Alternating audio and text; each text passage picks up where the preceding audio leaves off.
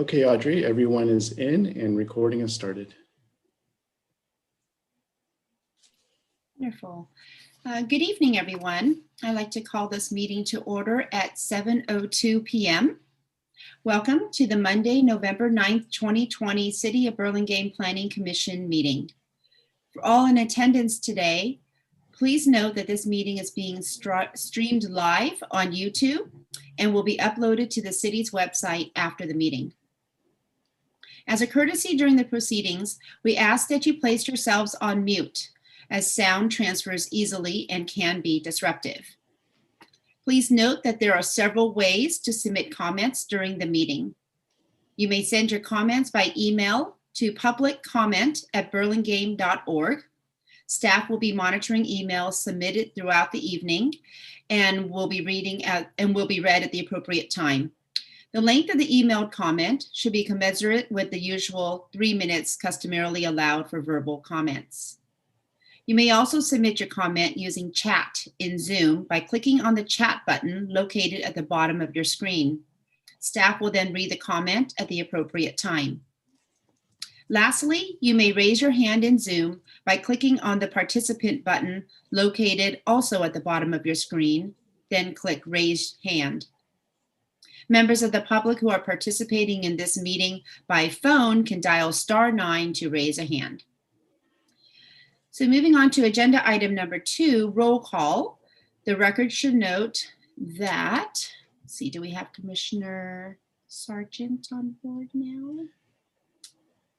Yes, he's with us. Okay, great. The record should note that all 7 members of our commissioners are present this evening. On to agenda item number 3, approval of minutes. We do not have any minutes to approve this evening. So we move on to agenda item number 4, approval of agenda. Staff, do we have any changes to the agenda this evening? No changes to the agenda. Thank you. And do we have any recusals to note for any of our items tonight? I'll be recusing on item 8B. 8B. 8B. Oh, sorry, B as in boy, right? Yes. Thank you, Commissioner Camarado. Anybody else? All right. Now we move on to agenda item number 5, public comments. Public comments non-agenda. Members of the public may speak about any item not on the agenda. Members of the public wishing to suggest an item for a future Planning Commission agenda may do so during the public comment period. The Ralph Brown Act, which is the state local agency open meeting law, prohibits the Planning Commission from acting on any matter that is not on the agenda. Speakers are limited to 3 minutes each, and a timer will sound at the end of the time. Please speak clearly into the microphone. Do we have any members of the public who wish to speak on an item that is not on our agenda this evening?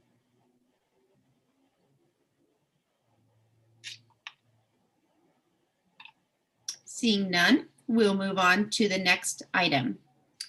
Agenda item number 6, study items. We have agenda item 6A, establishment of the City of Burlingame Historic Register. Can we have a staff report, please?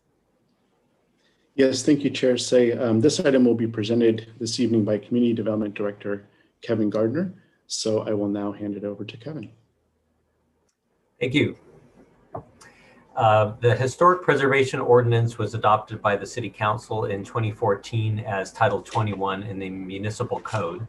It provides the rules, standards, and incentives regarding development of historic properties within the Burlingame Downtown Specific Plan area. However, to utilize these incentives, an eligible property must first apply and be placed in the City of Burlingame Historic Register. To date, no eligible property has made such an application, and the Burlingame Historic Register had not been formally created. However, at its most recent meeting on November 2nd, the City Council adopted a resolution that officially creates the register and also clarifies certain administrative procedures of the Historic Preservation Commission. This is in anticipation of a request from representatives of one eligible property, the former post office building at 220 Park Road, to be placed on the register. The full Planning Commission serves as the Historic Preservation Commission. In practice, the Historic Preservation Commission may conduct their business immediately before, during, or after any regularly scheduled Planning Commission meeting, but must declare for the record that they are acting in their role as the Historic Preservation Commission before conducting any business. And in practice, this will involve formally adjourning and calling to order the respective commission meeting. It can all be done in the same meeting and in sequence, so we don't need to have a separate Zoom meeting, but we'll still want to be sure that it's clear to the public when one commission meeting is ending and the other is starting up. So there's no action for the meeting tonight, other than this is just a kind of a heads up for what's coming next. In the next meeting, we're most likely to see a item to add the 220 Park Road property to the Burlingame register. We'll set up the agenda so it's very clear how that all works, but we wanted to give you that heads up ahead of time. And with that, we're available for questions of staff. Thank you. Do we have any questions for staff? Commissioner Taronis? Thank you. Yeah. So Kevin, in reading the last paragraph here of the staff report, it says, while eligibility to be included in the Burlingame Historic Register is currently limited to properties within the boundaries of the downtown specific plan, City Council has expressed interest in expanding eligibility to include other neighborhoods in the future. So am I correct in understanding then that this means until and unless other neighborhoods are defined and open to this process, that properties outside the downtown specific area cannot apply for this? That's correct. So it's just in that area. Yeah, I think what we'll see in the future, and it may not be that we'll add neighborhood by neighborhood, it's more likely we'll just allow it to be for any property within the entire city. Again, it's a voluntary listing, and Right. a property would need to demonstrate its eligibility. So it's kind of it's something if someone's interested, but I think the council felt if somebody was interested, they wanted to use the incentives, maybe qualify for a Mills Act contract, anything like that, that should be available. We do need to amend the ordinance in order to do that. So it takes a little more time, but that's kind of the long range plan. Okay. And then I have one comment, if I could, on the actual historic register application form. Sure. Do we have that that we can put on screen or no? I don't know if we actually. It's a minor I thing. do not. Yeah. Sure. Okay, well, it's a minor thing. If somebody could just take a look at it. Under the criteria for significance, there's several check boxes. And if you look under buildings of historical significance, they have some sub bullets listed as where important events occurred, associated with famous people, original settlers, renowned organizations and businesses. That's another checkbox. And then the next checkbox is which were originally present when the city was founded. Oops. So I think that checkbox, that's just a phrase that needs to be associated, because my concern is that, how do they check that box? Do they check that box along? Anyway, you get what I'm saying. Yeah, I think that was a mistake in the bulleted list. Yeah, somebody just type, you hit an enter and it gives you another bullet. Okay. So anyway, somebody could just catch that. Thank you. Thank you. Yeah. All right, that's it. Kevin, I have a question. So it's this what do we call it? This document states that it's property owners who can request to be added to this registry. Can members of the public bring resources or elements for consideration for this registry? It's really not designed that way. It's really meant to be property owner driven. So, if somebody thought that there was some element of a property that was of interest, but the property owner wasn't planning to do anything to it, we could certainly pass that along to the property owner. But it's really the impetus is if the property owner themselves would want to have it listed. Okay. All right, great. And then once this is active, would the Planning Commission be needing to establish a subcommittee of any sort to establish any kind of procedures or standards to operate? At this time, we don't see that. I think, over time, if we see that the role of the Historic Preservation Commission is more involved, then that might make sense. But as it is now, the scope of what the Preservation Commission would be overseeing is fairly limited. It's accepting and making determinations on a request to be added to a register. And then it's also to look at, for example, a project that was utilizing a historic resource to determine if the project was consistent with the Secretary of Interior standards for historic preservation. So it's not unlike what the Planning Commission's already been doing. But I think if over time, if a more robust historic preservation program were to be developed, then we can cross that bridge at that time. Okay, great. Thank you. All right. So seeing that there are no other questions, do we also have the public speak to this? Okay. You can Yes. open a public hearing for the Yes. public, yes. Okay, great. Thank you. So I will now open the public hearing. Would anyone like to speak on this item from the public? Please raise your hand.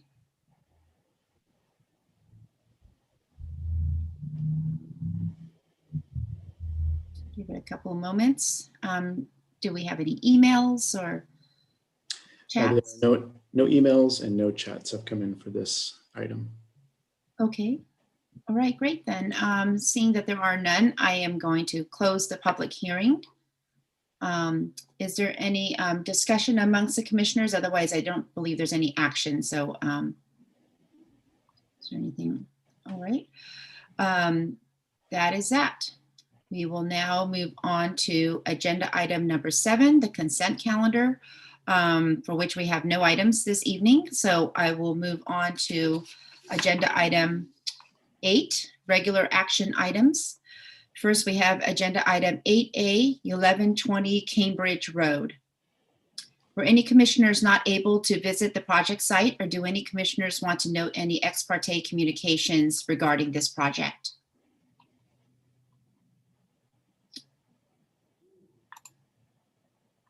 Seeing none, let the record note that all commissioners present have visited the project site. May we have a staff report, please? Yes, this is an application for design review for a first and second story addition to an existing 2-story single-family dwelling at 1120 Cambridge Road, zoned R1. With the additions, the floor area would increase from 2,253 square feet to 2,691 square feet, where 3,183 square feet is the maximum allowed on this lot. Since this project includes a modest first and second story addition at the rear of the house, and there are no requests for any exceptions to code requirements, this application was placed directly on the action calendar. However, if the commission feels there's a need for more discussion, this item may be placed on a future action calendar with direction to the applicant.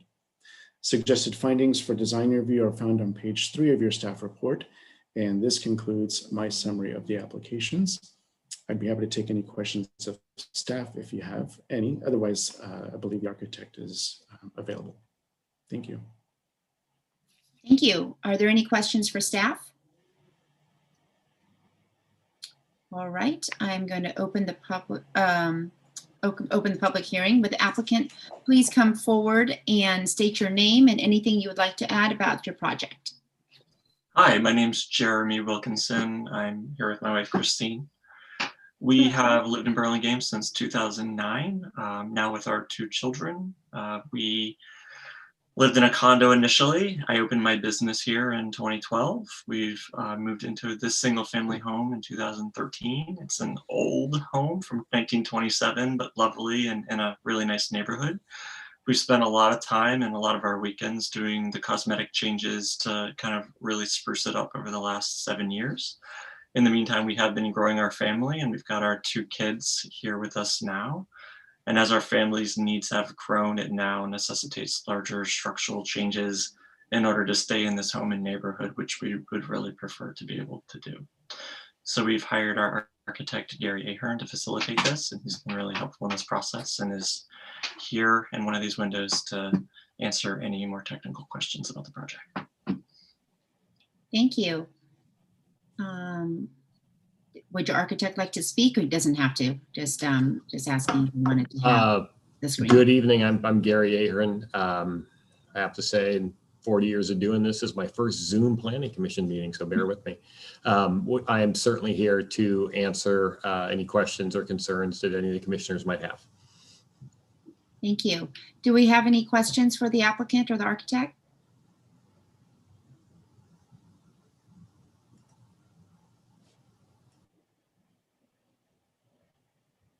Commissioner Taronis? I waited as long as I could. Sorry.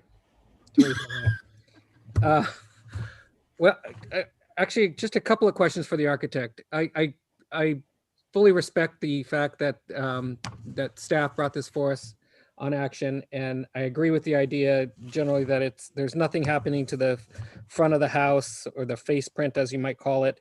Everything's pretty much to the rear.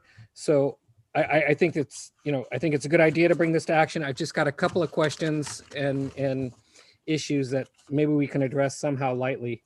The question is in regards to the right side elevation. The drawing is a little deceiving because of the way it's been rendered, in that, the shingles are only shown on the addition portion. But when you picture all of those shingles being sort of plastered across the rest of that elevation, it essentially becomes a really broad elevation that if we were looking at this at a study session or strictly from a design review standpoint, I think we would probably have some issues, or at least I've got some issues or concerns.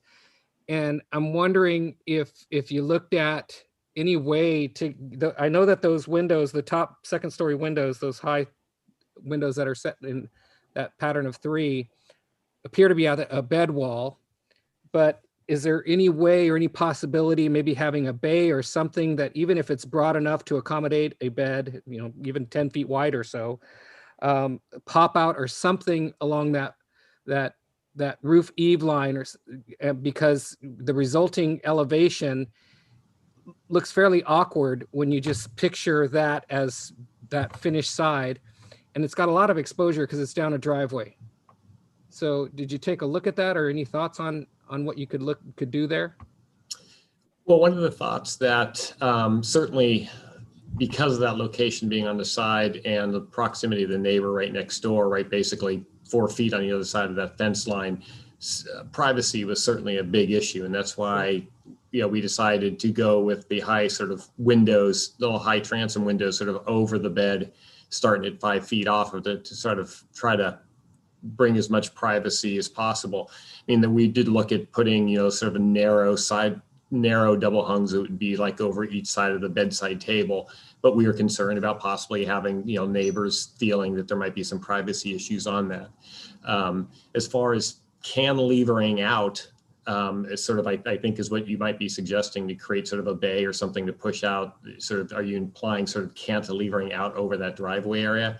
Yeah. And to me, that would make me a little nervous, because that driveway, it's one of those 9 foot wide things, to have something project out far enough that might become sort of a hindrance with that driveway a little bit. I did look at potentially taking sort of the rake of the roof and trying to bring it down. But when you're out on site, you realize that there's not really much of an overhang on that. But if it's something that, staff or commission feels strong about, we might be able to bring that rake fascia down a little bit. But I don't know if that's going to really do much. Yeah, it just, like I say, that resulting elevation is, I look at that and that's something that we typically would focus in on, even though it's on a side, but because of that driveway exposure, I'm just having a little difficulty there. But well, we can leave it to see what other commissioners feel. My other question then is a relatively minor one on the rear elevation, if we can go to that page. And it's that first story, the new window that's in the nook area. If I look at that rear elevation and then at the 3D sketch, which you provided, which was great, thank you, it's very helpful. And I look at the recessed patio to the right of that, you've got sort of a vertical element there with the windows centered up on the second floor. Is there a reason why that window at the nook couldn't be centered underneath that set of windows? It does. In other words, those windows at the nook don't seem to have a real specific relationship necessarily with possibly a built-in bench at the nook or anything, but it seems like looking at this elevation as well as that 3D sketch, seeing those windows, that window centered on the window above and the gable peak above creates a nice vertical element there on that rear elevation. Yeah.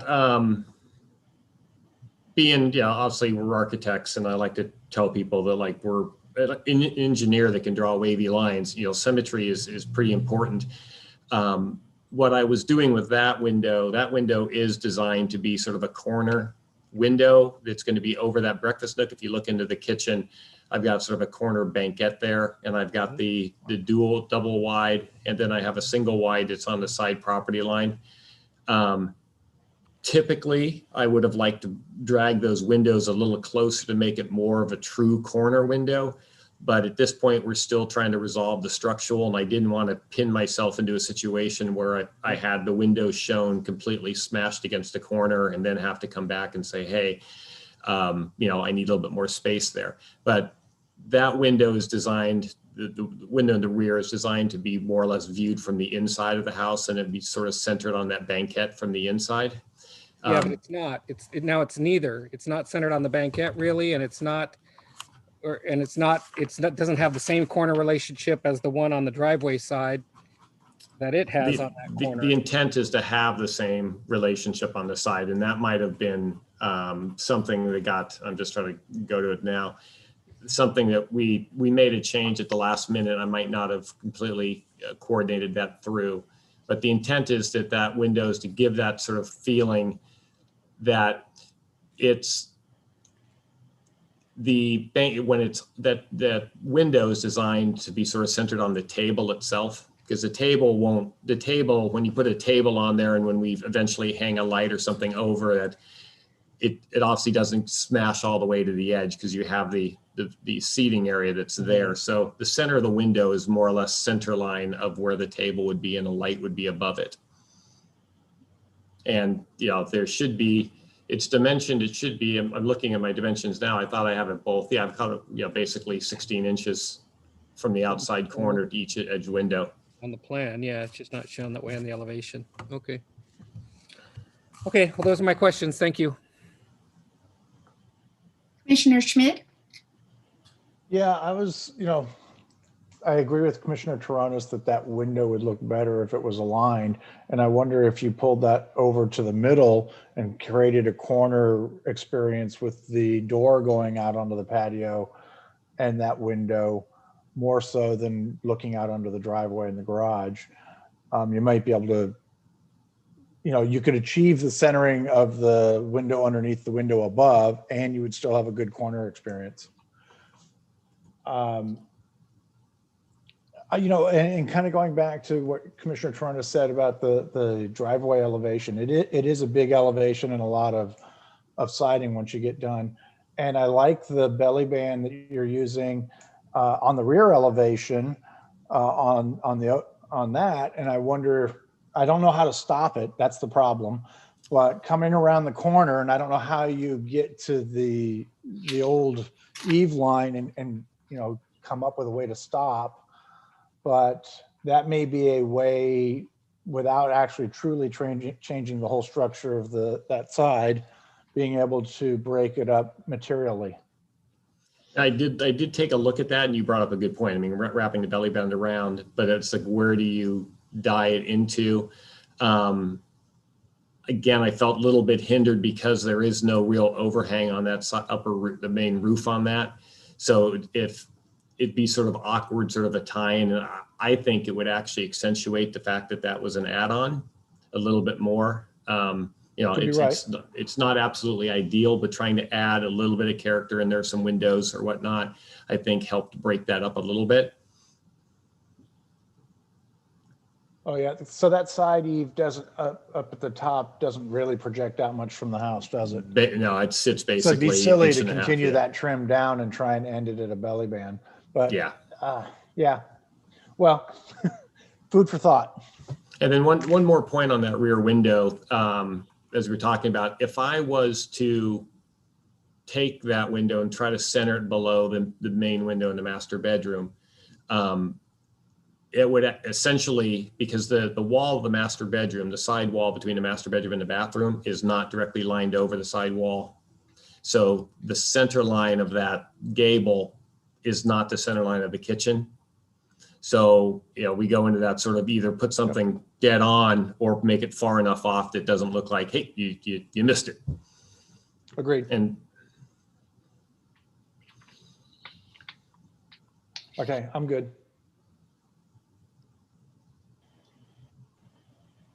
Yes, I'll add that I agree with my fellow commissioners, Toronis and Schmidt, on the same 2 points. Playing around with that rear elevation, I think there's some flexibility there in working with the upstairs and the downstairs to somehow get those windows aligned. It was something I noticed immediately looking at the rear elevation. And so 3 of us have noticed this now. So it'd be nice if you can maybe take a look and see what can be done to also address the interior design perspective that you're looking at as well. I think that if that's the sticking point for this, if this is a sticking point for the item, I'm sure that we could work with centering that window. Great, thank you. One other quick question. Notice that you're proposing vinyl windows for the rear of the house. What are the existing windows? Vinyl. They're also vinyl. Okay, thank you.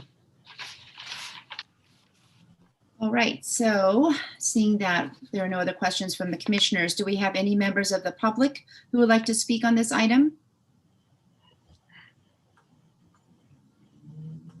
Were there any comments received via email or chat? No comments received via email or chat. All right, with that, I will close the public hearing. Commissioners, comments?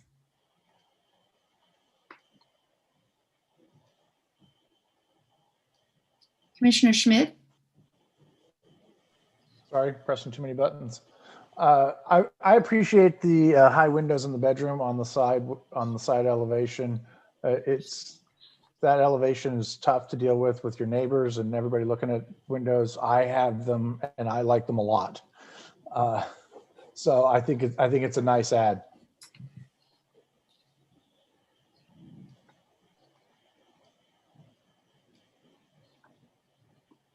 Commissioner Loftus? I just would at this point reiterate my concern, the concern that Commissioner Toronis had about the big blank wall. That elevation is very deceptive because the window's coming out, but it's shown as a demo plan. And then of course, you know, the new area only is rendered as shingle. So it's a very deceptive or deceiving, maybe is a better way to put it, elevation. And I think something needs to happen there. I won't suggest what, but I think you should look at that. Commissioner Camerado? I agree with my fellow commissioners. I think that we'd like to see that window changed at the bottom. But other than that, I think it's a nice design. Commissioner Toronis? Yeah, so I guess where I'm at is that I think it's a nice project. They're not asking for anything other than design review considerations. And so I'm just having a difficulty, like I said, making the third finding for architectural style, mass, and bulk of the structure in terms of the design review criteria. And it mainly has to do with that right side elevation. So, you know, I'm not prepared to take action on this, but I think that, you know, with the rest of what has been presented to us and the floor plan as organized as nicely as it is, I think that the architect could figure out some solutions for that side. And I think that, you know, I wouldn't hang this project up just on the rear elevation, you know, in terms of that nook window, but being that there's some issues with that right side elevation, I just don't think that this is ready for action yet.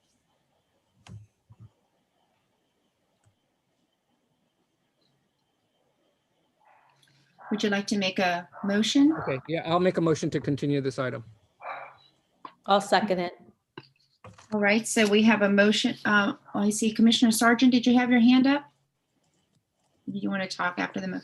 Okay, so we have a motion by Commissioner Torona, seconded by Commissioner Camerado. Is there any discussion on the motion? All right, may we have a roll call vote, please? Commissioner Camerado, Aye. Commissioner Gall, Aye.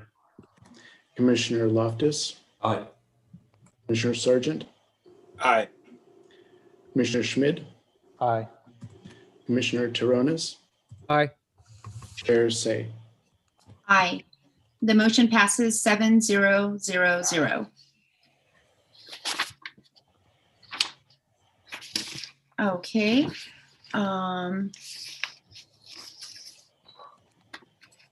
Moving on to agenda item number 8B, 1523 Chapin Avenue. Were any commissioners not able to visit the project site? Or do any commissioners wish to note any ex parte communications regarding this project? Madam Chair, if I could. Camerado. Oh, we Madam know Chair. Commissioner Camerado is recusing herself sorry. from this project. Madam Yes, Chair, I just wanted to note that I was not present for the study meeting, but I did get a chance to watch the video of the hearing for this item, as well as reading through the staff report and the minutes. and I will note that I too, as well, was not present at that meeting and have read the minutes and visited the site and am familiar with the project discussion. Let the record note that all commissioners present have visited the project site. Can we have a staff report, please? This is an application for design review and special permit for declining height envelope for a new 2-story single-family dwelling and detached garage at 1523 Chapin Avenue, zoned R1. The applicant proposes to demolish the existing 1-story single-family dwelling and attached garage to build a new 2-story single-family dwelling, detached garage, and an accessory dwelling unit. The total proposed floor area would be 3,728 square feet, where 3,832 square feet is the maximum allowed. At the Planning Commission Design Review Study meeting on October 13th, the Commission had a few comments regarding this project. The designer submitted a response letter and revised plans dated October 21st to address your questions and comments. Suggested findings for design review and special permit are found on page 3 of your staff report. This concludes my summary of the application, and I'd be happy to take any questions of staff if you have any. Thank you. Are there any questions for staff? All right, seeing none, I'm going to open the public hearing. Would the applicant please step forward, state your name, and add anything that you would like about the project? Hi, my name is Johnson Kwan. I'm one of the owners of the property along with my wife and my child. We came to the hearing last time and we heard the review and the comments that were made, and we, with the help of our architect James Chu, made some appropriate changes for both consideration of increasing the landscaping itself, decreasing the amount of stone that's in the back of the property, in addition to changing the landscaping that it provides a little bit more privacy for both our neighbors and ourselves. Since that time, I have been back and talked with all of the surrounding property and neighbors that are there. And So far, we have gotten full support from all neighbors indicating the requested tree removal for this property project. They both understand that, you know, we all adore trees, but they understand that in order for the project to proceed, that this was a necessary change, and they had offered us support. If you guys have any questions, please feel free to ask any type of architectural or logistic questions to our architect, James Chu, which I believe is also in this meeting. Thank you. Are there any questions for the applicant?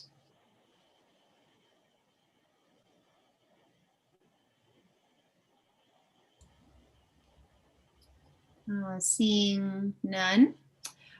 Do we have any members of the public who would like to speak on this item? Were there any chats or emails received? No chats and no emails received. All right, with that, I will close the public hearing. Commissioners, comments? Commissioner Taronis. Yeah, thank you. Since I wasn't at the study meeting, I feel compelled to just offer a few comments. I agree with the statements that were made at the study meeting that it's very well designed piece of architecture, somewhat pure in its sort of iconic form. I think therefore that offers sound support for the declining height envelope special permit. You know, being that we would otherwise have to sort of take a bite out of that side of the elevation, and which is one of the reasons why we have allowances for that type of a special permit. So I think that there's support. I would like to just mention, I listened carefully on the discussion on the trees, and I'd like to just quickly share, you know, both with the applicant, with the public, that, you know, we look carefully at these issues of these protected size trees, and particularly when we don't have a specific heritage designation, but, you know, something this large. What I will say is that over the several years that I've been on the commission, I think the public would generally be surprised that we haven't had too many trees of this size requested for removal. And so I think that there's a good, healthy respect for trees of this size, and we look carefully at those. And I'm not implying any disrespect on the applicant's part for those trees, because I take to heart what they seem very sincere what they were saying about trees. But I will say that, you know, the times when we do have applications for these to be removed, we have to look carefully at them, especially when we have a arborist report like we have before us this evening. When an arborist puts their license on the line and makes statements about the potential failure for these trees, I for one can't go counter to that and insist that trees be kept. You know, I think we have to take that into close consideration. But again, I would say on behalf of the public, there aren't a lot of times when we have trees of this size and magnitude in applications to be removed. So that said, you know, I think it's a good application. It was nearly placed on the consent calendar in watching the video from the last meeting. I think that the project should move forward. I appreciate my fellow commissioners putting this on regular action so that we could comment on it. I like the changes that have been made to bolster the landscaping and decrease the hardscape in the rear yard. So I think it's a nice project. Thank you. Commissioner Loftus.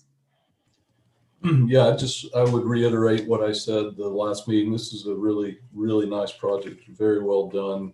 I appreciate the changes that were made to refine it even more. There is one comment that I would like to make, and that is there's a lighting regulation in municipal code that requires that the cone of light be kept entirely on the property, for exterior lighting be kept entirely on the property. It's not well adhered to, and I suspect it's largely because projects are not signed off on at night. They're signed off on during the daytime. But I walk around with my dog, and I'm really, this bothers me a lot. So these light fixtures, the reason I'm bringing it up is these light fixtures are very clearly the type of light fixtures that one is going to see a bulb shining, and even putting that behind the piece of translucent glass won't comply with the regulations. We really need to get a handle on light pollution in our town. So make sure that when you choose the light fixtures that they comply with the municipal ordinances. But other than that, I think it's fantastic. Yes, we will. Thank you. Thank you. Commissioner Gall? Yeah, overall, I think this is a very nice project. The house looks good, and it's within the design guidelines, and it meets all of the site setback requirements and height. But I really still feel that there's an opportunity lost with removing that tree. Sometimes I think it's worth it to make a concession in the design or with the amount of square footage that you're looking for to save something like a tree, or to do something that doesn't necessarily follow the path that we usually see in these designs. I'm not going to vote against the project. I just wanted to say that it's not always about making the most out of the most square footage or filling up the lot as much as you can. Sometimes I think there are items or elements of a site that need to be preserved. And in this case, I feel that oak tree at least really should have been worked around and somehow redesign the ADU in the garage to work around it. I think there was plenty of space on the lot, but I'm not going to stand in the way of the project. Commissioner Schmidt? I wanted to say thank you for the added trees in the back and the added trees in the middle to try and break up the hardscape that we talked about in the last time. So I do appreciate that you guys listened a little bit on that and found a way to add. I think you're going to enjoy your backyard a little bit more. So thanks. Thank you. Are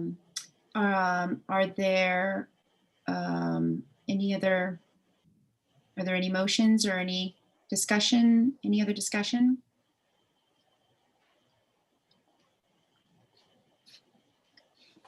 All right, well, I can make a motion to, Commissioner Sargent, would you like to speak? Sure, I really like the project and I make a motion to approve it. I'll second. All right, we have a motion by Commissioner Sargent, seconded by Commissioner Terrones. Is there any discussion on the motion? Seeing none, may we have a roll call vote, please? Commissioner Gall, Aye. Commissioner Loftus, Aye. Commissioner Sargent, Aye. Commissioner Schmidt, Aye. Commissioner Terrones, Aye. Chair Say. Aye. So the motion passes 6-0-1-0. An action by the Planning Commission is appealable to the City Council within 10 days of the Planning Commission's action. If the Planning Commission's action has not been appealed or called up for review by the City Council by 5 p.m. on the 10th day, the action becomes final. In order to be effective, appeals must be in writing and must be accompanied by an appeal fee of $1,075, which includes noticing costs. Congratulations. Thank you, commissioners. Thank you. Have a good evening. All right, we move on to agenda item 8C, 708 New Hall Road. Were any commissioners not able to visit the project site, or do any commissioners wish to note any ex parte communications regarding this project?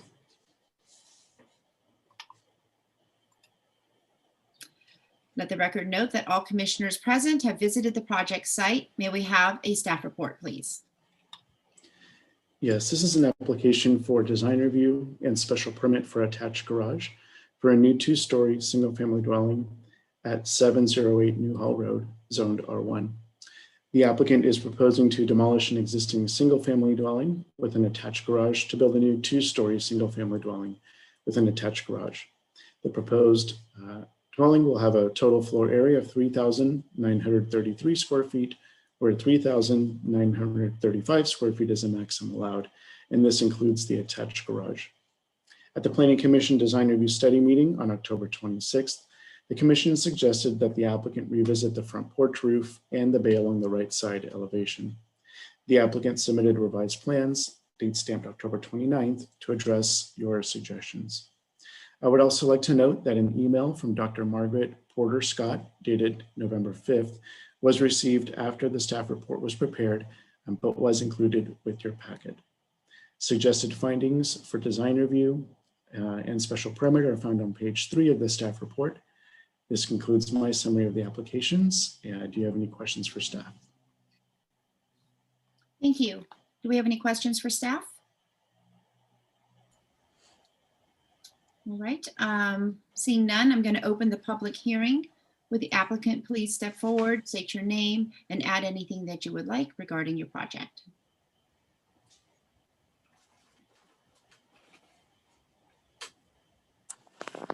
My name's Matt Niasmich, one of the owners of the project. I know James is also here, and I think he can address any questions you have on the changes that we made on those two areas.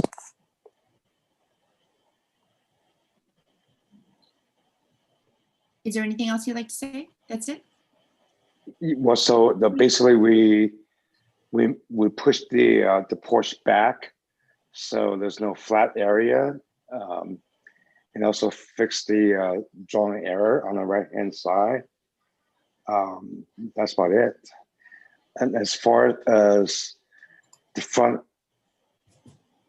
elevation, I believe one of the planning commissioner mentioned about perhaps adding some element to the front, and this is the element above the garage elevation where there's 2-story.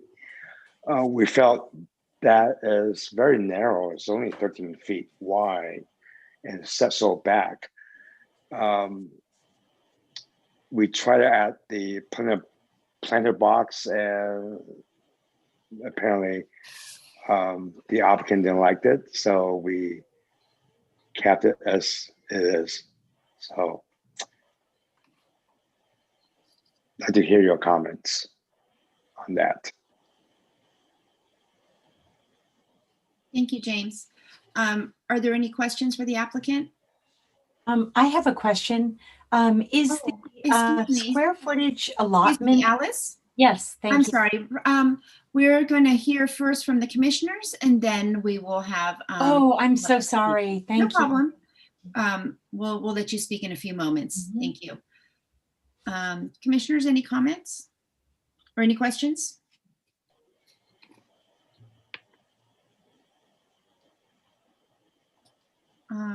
Seeing none.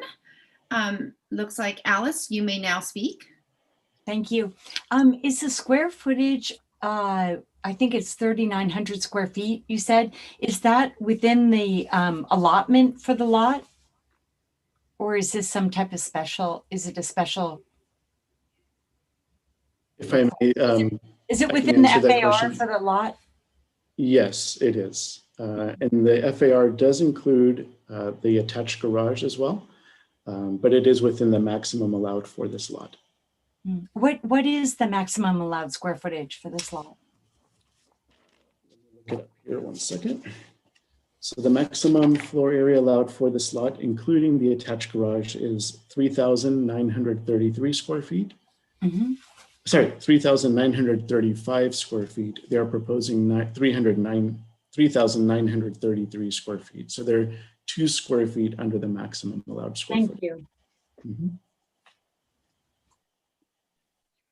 Are there any other questions from the public? Any emails, chats? There are no new emails and no chats received. Through the chair, can I say something? Yes. Well, we actually allow 400 more square feet if the house has a detached garage, but the applicant choose to have a attached garage. So we are well under the maximum allowed, and also per code. That's all. Thank you for that clarification. All right, so I'm going to close the public hearing. Commissioners, comments?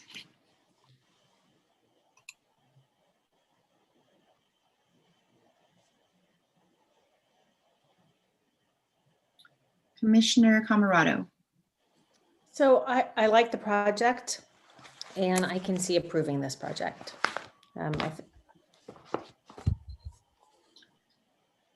Commissioner Schmid. Yeah, I like the project originally. The changes to the front porch I think are going to be a nice add.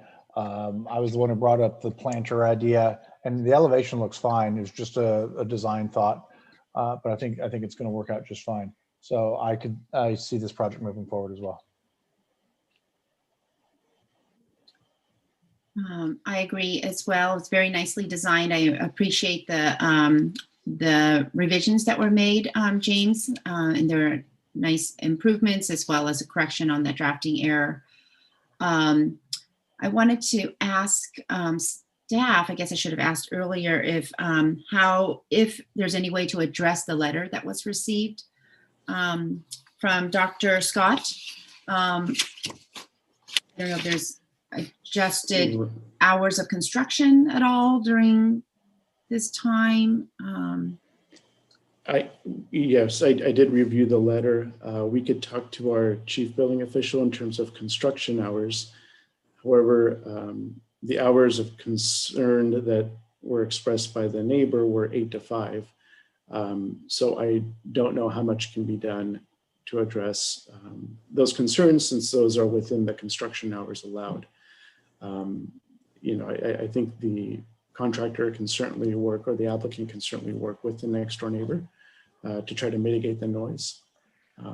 But as far as the code goes, unfortunately, we don't have anything in the code that would address construction if someone adjacent to the house, to the construction site, is home due to working from home or remote schooling from home.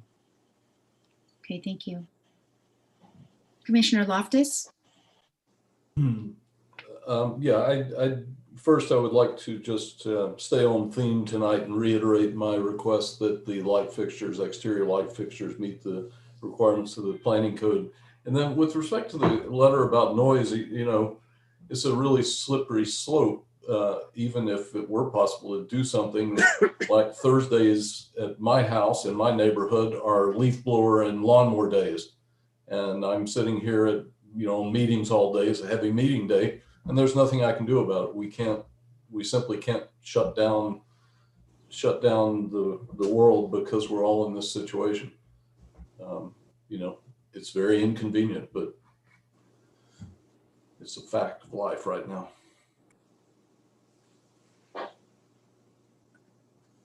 Commissioner Sargent.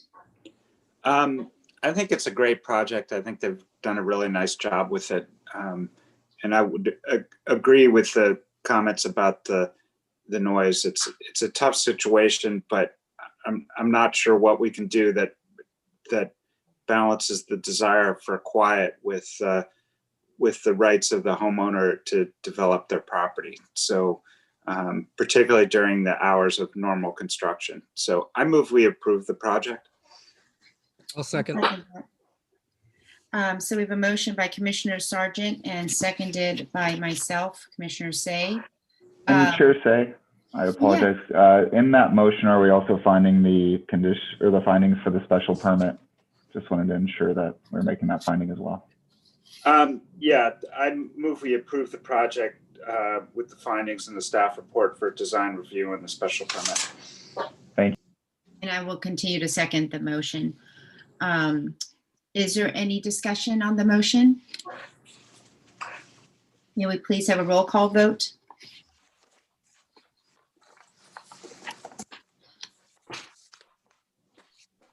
May we have a roll call vote, please? Atlanta. Let me jump in here. Commissioner Camarado. Aye. Commissioner Sargent. Aye. Commissioner Gall. Aye. Commissioner Loftus. Aye. Commissioner Taronis. Aye. Commissioner Schmid. Aye. And Chair Say. Aye. So the motion passes 7-0-0-0. An action by the Planning Commission is appealable to the City Council within 10 days of the Planning Commission's action. If the Planning Commission's action has not been appealed or called up for review by the City Council by 5 p.m. on the 10th day, the project becomes final, or the action becomes final. In order to be effective, appeals must be in writing and must be accompanied by an appeal fee of $1,075, which includes noticing costs. Congratulations. Thank you. Moving on to agenda item 9, design review study items. We have 9A 1549 Los Montes Drive. Were any commissioners not able to visit the project site, or do any commissioners wish to note any ex parte communications regarding this project? Seeing none, let the record note that all commissioners present have visited the project site. May we have a staff report, please? Yes, thank you, Chair Say, and sorry about that. I completely lost my Zoom screen. So thank you, Kevin, for jumping in there. This is an application for design review, Hillside area construction permit, and special permit for attached garage for a first and second story addition and substantial construction to an existing single family dwelling and new attached garage at 1549 Los Montes Drive, zoned R1. The proposed project includes rebuilding and expanding the first floor of the house and attaching a new 2-car garage. Also proposed is a new 1,802 square foot second story addition. The proposed single family dwelling and attached garage will have a total floor area of 3,754 square feet, which is also the maximum allowed for this lot. This concludes the summary of the application. I'd be happy to take any questions of staff if you have any. Thank you. Are there any questions for staff? All right, seeing none, I'm going to open the public hearing. Will the applicant please step forward, state your name, and add anything that you would like regarding your project? Hi, good evening, everyone. My name is Candace. I am the owner, one of the owner for 1549 Los Montes Drive. We bought a house about a year ago. Unfortunately, the house was not in a very good condition, and we have a big family. We have a party of 6. We have 3 young kids, and they start to getting older, and they need their own space. So unfortunately, as I said earlier, the house is not enough for all of us with their homes, with their own bedroom. So that's why we need to build a bigger 2-story house. The current house is not in a very good condition because there's no central heat. There's only one single, what do we call it? Single window, single pane window. So there's a lot of work we need to, catch up with that. So, and I hope our neighbor will be able to support our project. If anything that we can accommodate or work things out, we would love to, do so. I'm sorry, I'm a little bit nervous. This is my first time to just talk in the Zoom meeting. You're doing a great job. Thank you. And is your architect here as well? Or? Yes, hold on one second. Oh, okay, am I on? Yeah.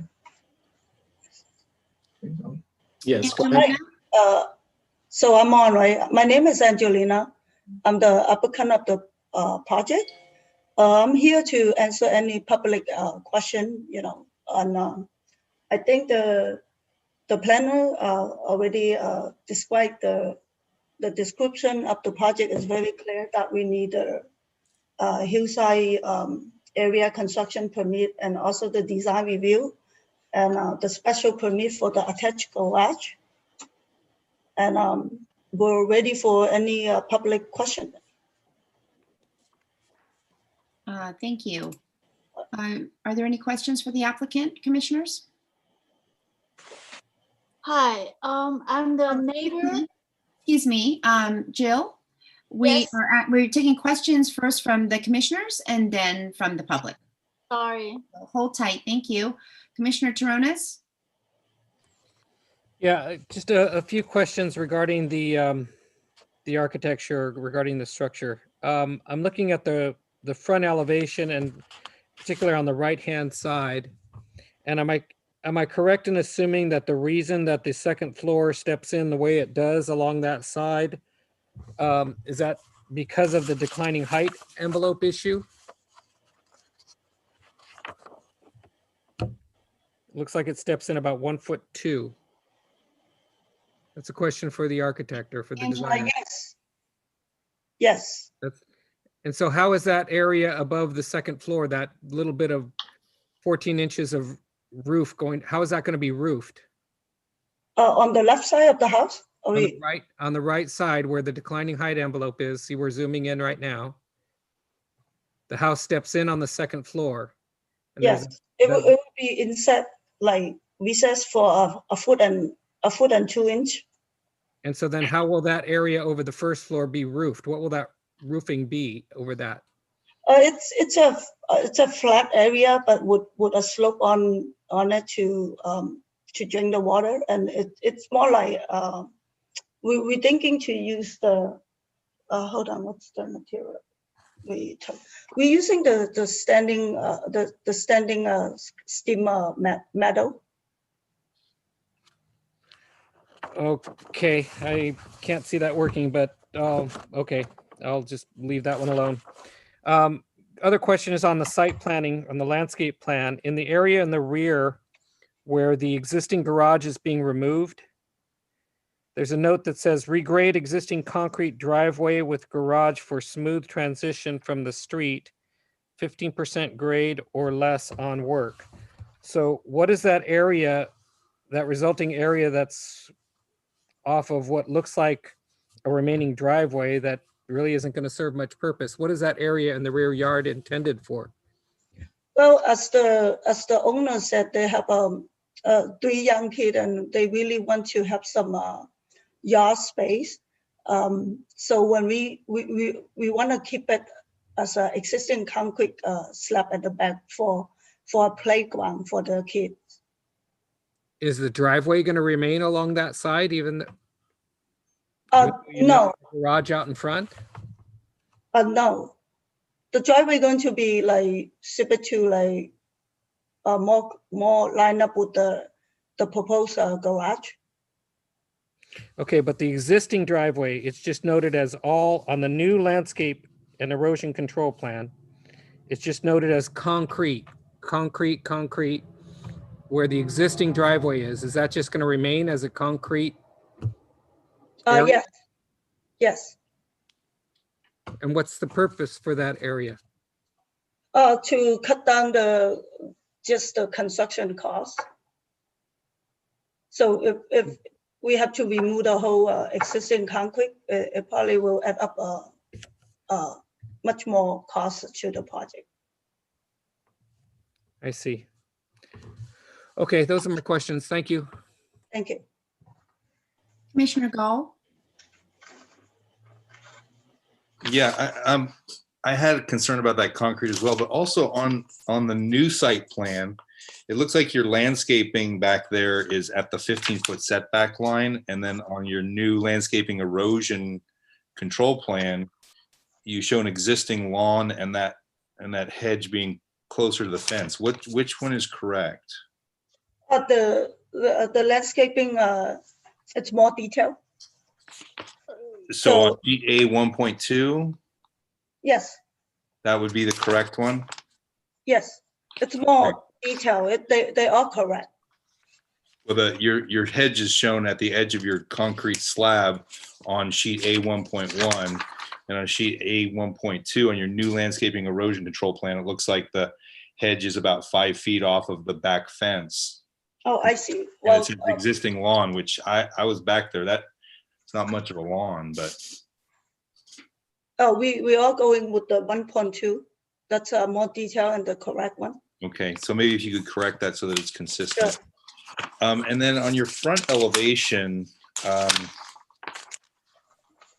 the graphic on the existing front elevation that shows as squares, that's a CMU block wall and column at the front. Is that going to be a new CMU block wall at the new front elevation as shown as the same graphic?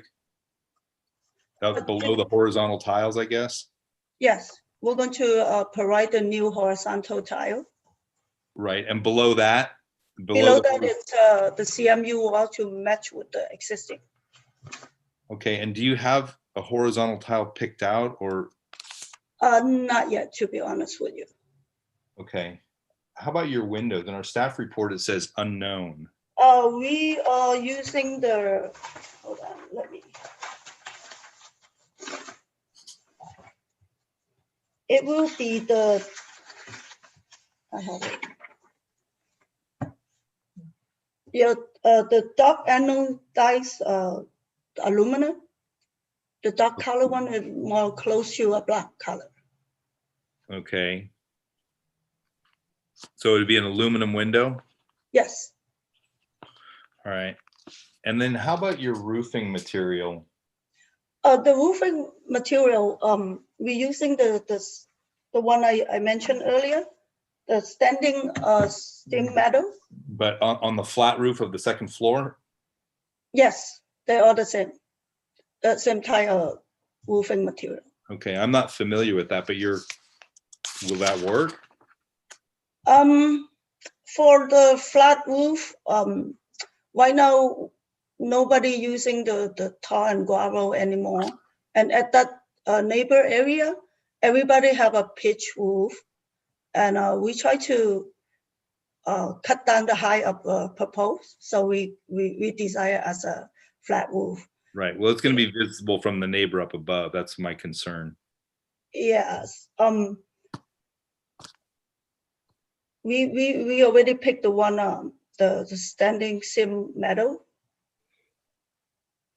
I take any advice from commissioner about the flat roof material because I don't believe that the standing seam metal roof is going to work on a flat roof. But I mean, with a slope on it, of course, it's not completely flat.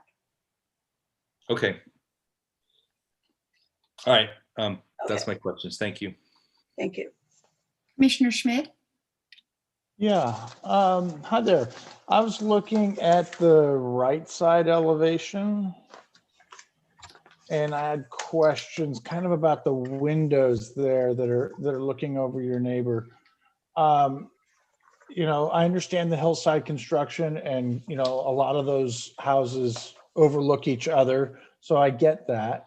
But I'm looking at a couple of your windows are kind of in the bathroom and they're not, you know, most of those windows up on the second floor are not really view windows. And I wonder if you've considered doing, you know, smaller windows maybe that are higher up so that you still get the light, but don't necessarily have the view down into the neighbor's yard. And that may be a way to consider compromising with them on, you know, that on that whole view issue. Definitely, because we also got the email from the planner that regarding about the adjacent property. We can make it like smaller and build it much higher, which is won't be able to looking down to the neighbor. Sometimes you just want the light to come in, not necessarily trying to look out. And I find that the 5-foot high windows on those side elevations are a nice way to accomplish that and minimize the issues with neighbors. So something to consider on that right side elevation there. Okay, I will take that advice. Okay, that was it for me. Thank you. So I have a few questions. I'm not sure if it's clear from your landscape plan if the existing trees that the neighbor to the right was concerned about, if they are to be retained. Yeah, most of the tree is remain. We're only moving one tree for our proposal. I believe the neighbor probably take it wrong that we take out all the trees. Okay, so I would suggest that maybe update the landscape plan to reflect the existing trees to remain. Okay. So it would be clear for everyone reading the plans. Did you do a solar study at all in terms of the, sun pattern study in terms of the shadows cast on your structure? Yes, we did. You did? Yeah, we went there at a different time. And as you see, the adjacent property have the solar panel facing to the back of the house because, they install that direction is because when the sun, after like noontime, the sun is directly come from the back of the house. By looking at it, well, even though we put our second story on it, we don't see we will block any shadow, like we will have any shadow onto their existing solar panel there. We have picture taking. I can always email to the planner to show the commissioner. Okay, we could start with that maybe and get a better understanding on how the sun patterns may be cast against the neighbor's property. On that right, in addition to the comments that were brought up about the right elevation and the windows, which I agree with Commissioner Schmidt, on the left side, there seems to be a little bit of a scattered pattern of windows on that left elevation. Windows don't seem to be aligned with each other or have any particular pattern. There's a number of different sizes of windows. Can you take a look at that? Yes, yes. I'm on the page. I see, yeah, we try to see. Probably, I definitely will work on a little bit more on it to see if we can come out a more line-up pattern of the window. Okay, and maybe a more regular pattern or size of windows would be helpful as well. Okay. And on the second story, at the front elevation, the second story has a 9-foot plate height, and the area above the garage is the master bedroom, correct? Yes. So that 9-foot plate height and the roof is built another 2 feet above. What is the, so is the ceiling height in that bedroom 11 feet? No, we'll just try to design some different elevation of the front facade. The ceiling height, it's the same height as the whole 9 feet ceiling. Uh-huh. Okay, all right. Because we don't want to have like a flat roof from the front of the street by looking at to the house. It will pretty like really a square box there with no architect detail to show the different elements there. Okay, a couple other little questions on the front. Outside is it the living room that's on the right side? Is that sorry, on the front elevation, is that, it notes a glass? Yes. Guardrail. No, it's a glass rail. Glass, it's not, I don't know, I think I read it as that there were horizontal elements there, but no, it's a glass guardrail. And then, and you said you don't know what the tile will be yet? Yes, we don't know yet. I haven't paid one yet. All right. Thank you. Commissioner Loftus? Yeah, I have some questions about the right side elevation. I'm going to start with the big questions first. The lower, I understand that the upper floor is set back from the lower floor by 1 foot 2, you said. Yes. Commissioner Turon has asked that question. And I see that the upper floor is called out as smooth stucco. What's the lower floor? It's also existing stucco. So you're proposing to leave an existing stucco? For the lower floor. Is that what you're planning? Yes. And so does that existing stucco wrap around any? Okay, I'll just leave it at that. Okay, so I would have expected to see some sort of resolution of the small roof that you described as being a standing seam roof that's roofing over that 1 foot 2 setback, but I see no line separating. I see no resolution of that roof edge between the upper level and the lower level, and there's going to be something there, but there's nothing there yet. So you need to look at that. I think I don't know if you've given it any thought. Yeah, we can provide more detail on the right side of the elevation to show.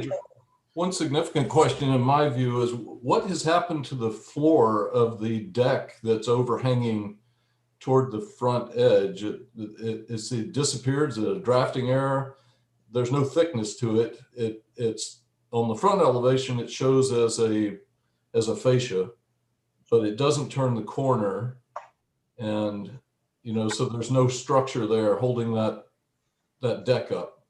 And the only way I know how to do that is would be sheet metal, thick sheet metal, but you're not going to do that, and that's not what's indicated on the front. So there's a lack of resolution from the front facade to that right hand facade that needs to be. You need to look at that, I think. Okay. So something's going on there that I don't quite understand. We propose a cantilever, a bigger deck at the front of the second floor. A cantilever with no structure underneath it? There's structure, probably on the side elevation. It's my mistake that's showing the thickness of the cantilever that sticks out. Okay. Well, I don't understand what's drawn, so you'll have to address that so that I can understand it. So on the front elevation, I see you've got the upper floor is smooth stucco below, but the upper floor has what looks like horizontal siding. Is it flush with the smooth stucco below, or is there some separation between the two? It's this separation between. Okay, what is that separation? Those are corner finish metal material. Because it looks like continuous horizontal panel siding just abuts the smooth stucco below. I probably will work on it and show more detail on the in the transaction there. And then the rest of the left side elevation calls out new hard trowel stucco. So you're putting new stucco over there because you're adding to the second floor, I presume, is what's the reason you've got new stucco on that side, but existing stucco on the other side? Yes. Okay, thank you. Thanks. Commissioner Camerado? Yeah, hi, Angelina. I just have one question. Can you confirm that the deck that you have off the back is 310 square feet? Is that correct? The deck at the front or the back? The back? Oh, we have no deck at the back. Oh, we're talking about the porch, right? Because it's cantilever. Hold on.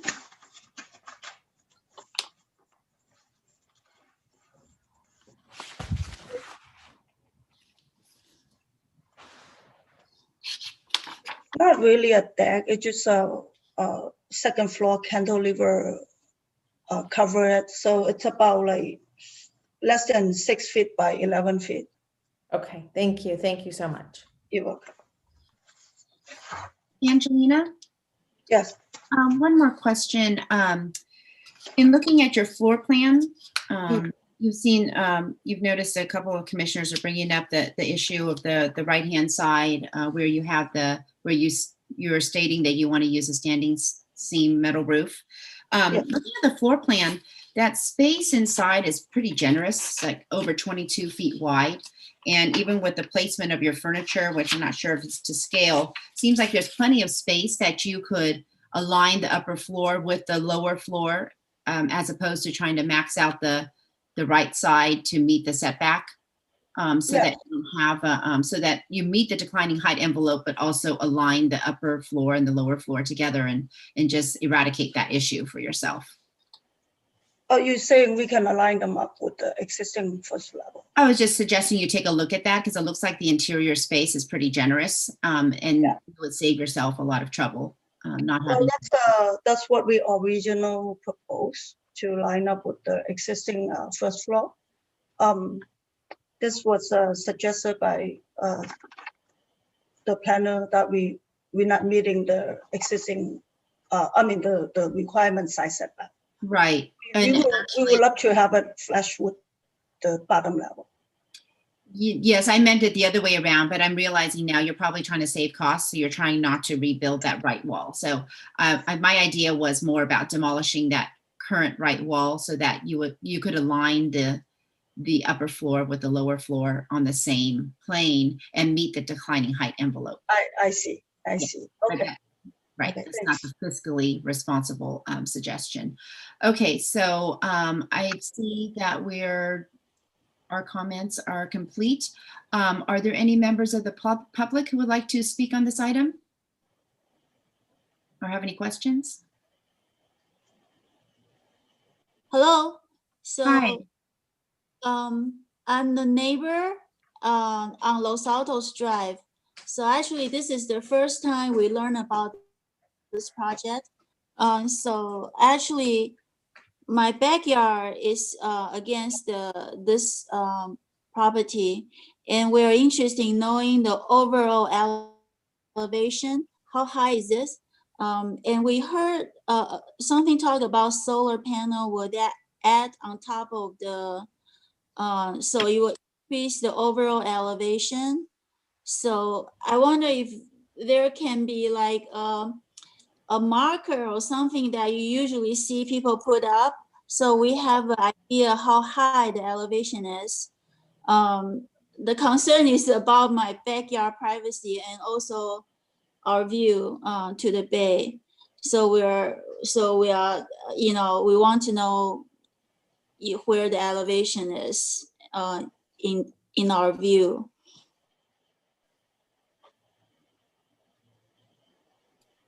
Thank you. Would anybody else like to speak on this item?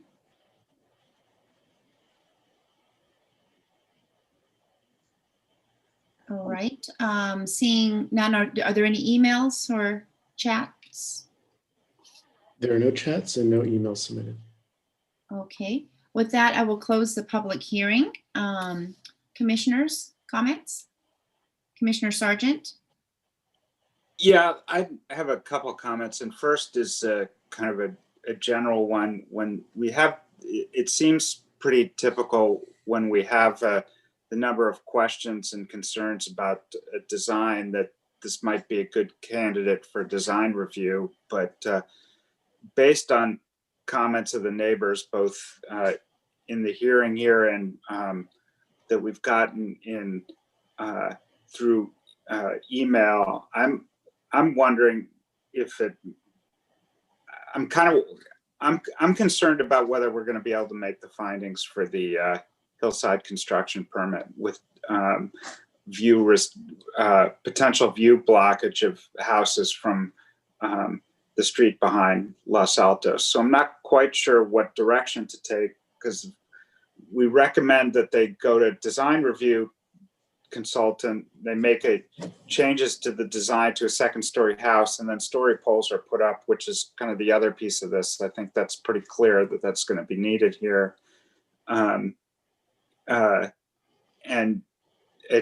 we can't make the findings for a second story, then all the work with the design review consultant makes no sense. So I'm interested to hear what other comments fellow commissioners have, but I think this is a good candidate for design review consultant in any case. Commissioner Loftus? Yeah, I will just say I'm in complete agreement with Commissioner Sargent. I was going to say exactly the same thing. It's a real chicken and egg problem. It seems like it's maybe a waste of time and money potentially to put up story poles for something that needs as much design work as this project needs. I mean, put very simply, the drawings don't inspire confidence, and you know there's a certain lack of order to the facades, and there's a lack of legibility to the modernist architecture, and good modernist architecture absolutely requires legibility. You've got to understand how the parts and pieces relate to each other, and right now this feels like a couple of boxes slamming together, and then you've got the problem that I think that it's going to block the view. So I'm not sure where to start on how to unravel this Gordian knot either. Commissioner Camerado? I agree with my fellow commissioners. I do think that this project should go in front of design review. And I'd like to maybe propose, what the cost, maybe when we have them talked to the design consultant, maybe at that point, the consultant can kind of look at what type of home could or will not impact the neighbor's view, because I think that's going to be an important factor instead of trying to put up some story poles there and have that be costly. The design consultant should understand, and I'm sure they will, that this is the neighbor's concerns about the view. Commissioner Schmidt? I actually would tend to agree that maybe the story poles need to go first. And looking at what they're trying to accomplish with the square footage that they're trying to add in the rooms and everything, I'm not sure that the volume is going to change substantially. Although I do agree that there is some benefit from the design review consultant in helping with materials transitions and really making trying to help the modern architecture work.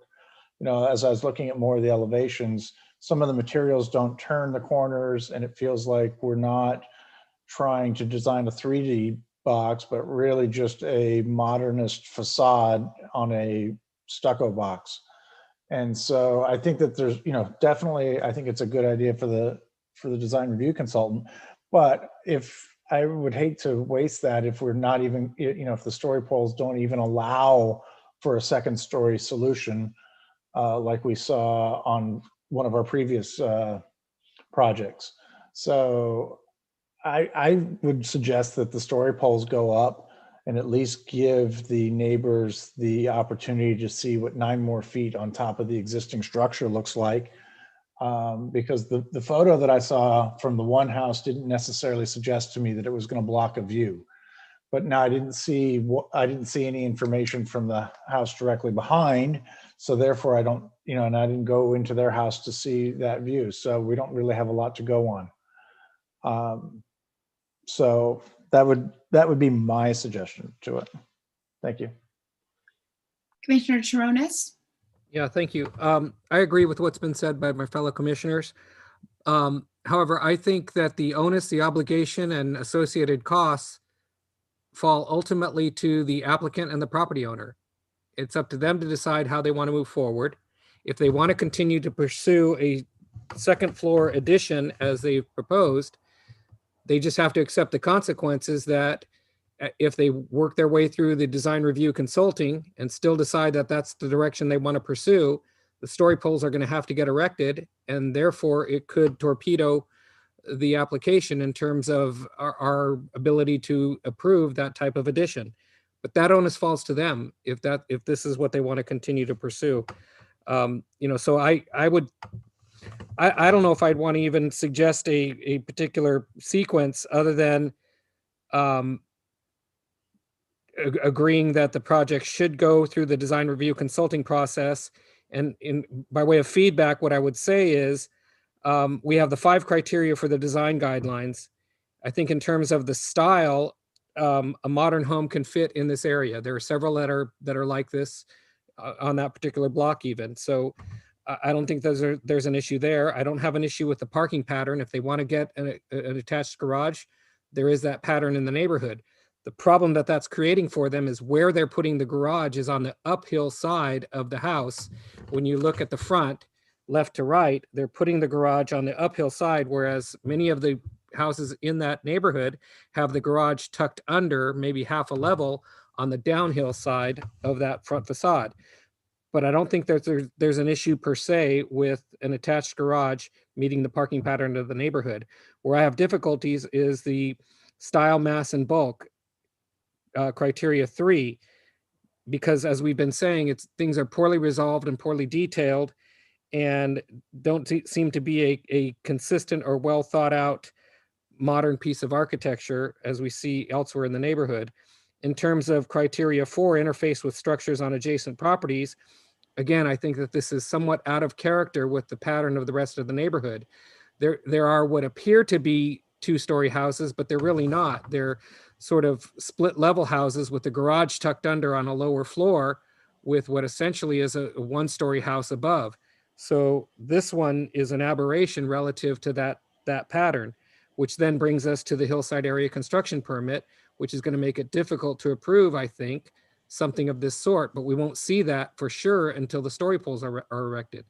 So if the applicant wants to avail themselves of that opportunity or this opportunity, they're going to have to erect the story poles. In terms of criteria 5, the landscaping, I can't tell if the landscaping is appropriate for the scale because the plans are inconsistent and they're poorly drawn. So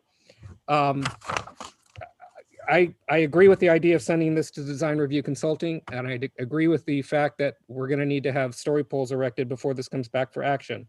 The last thing I would say is I would ask that the applicant look carefully at the at the submittal requirements. We need to have half-size plans. These are 11 by 17s, not half size. And I hate to, pick at that, but it's what made it difficult to try to discern first floor and second floor alignments when we're looking at plans that aren't to scale. So those are my comments. Thanks. Commissioner Gall. Yeah, I'll be brief, but quite obviously story poles are going to be required here. It's in the Hillside area and it's a 2nd story, and there will be an impact on some view somewhere. So I don't see why we shouldn't request the story poles. But on a more practical note, I'm looking at this house. I walked around the property, and the property owner reinforced my thoughts about it. It's in very poor shape, and I think the first thing they should do is have an engineer come out and look at the structure and tell them if there's anything that's useful there. Because to Commissioner Taronis's point, the garage would serve them much better on the other side of the property, and you could design around that. What I'm getting at is, if it was me, I'd scrape this house and start all over. And I think you're going to come up with a much better design, and you can accommodate the neighbors. You can work with the sight lines of everyone, and you could make something that you'd be much happier with, and your cost is going to be the same, because the house that you've got right there is going to be completely destroyed by the time you try to re-engineer it and put a 2nd story on top of it. So that would be my opinion. That would be the direction I would go. So I agree with my fellow commissioners that absolutely we'd want to see some story poles go up, and I'm sure it will benefit the neighbors as well to see those put up. And I also recommend that this project go before design review consultant or design review consultant. And I agree with Commissioner Gall in what he states about, I think on paper, oftentimes it can look like you're saving some costs because you're aligning walls or keeping windows and maintaining finishes on a home. But in reality, under construction, all of that will be torn apart. And then you'll be addressing other issues, especially for an older home that has not been well maintained, and could very well cost you more than just starting from scratch and building more efficiently and coming up with a new plan that works well from a massing perspective, a layout perspective, and in terms of spatial use. So those are my comments. And I see Commissioner Sargent would like to speak.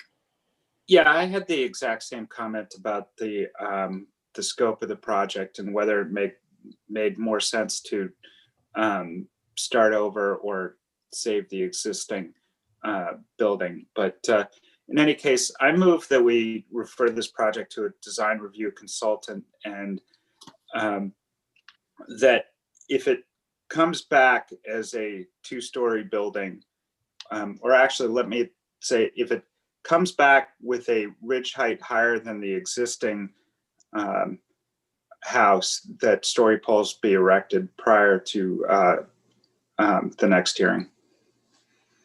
I'll second that. So we have a motion by Commissioner Sargent, seconded by Commissioner Loftus. Is there any discussion on the motion? Can I speak?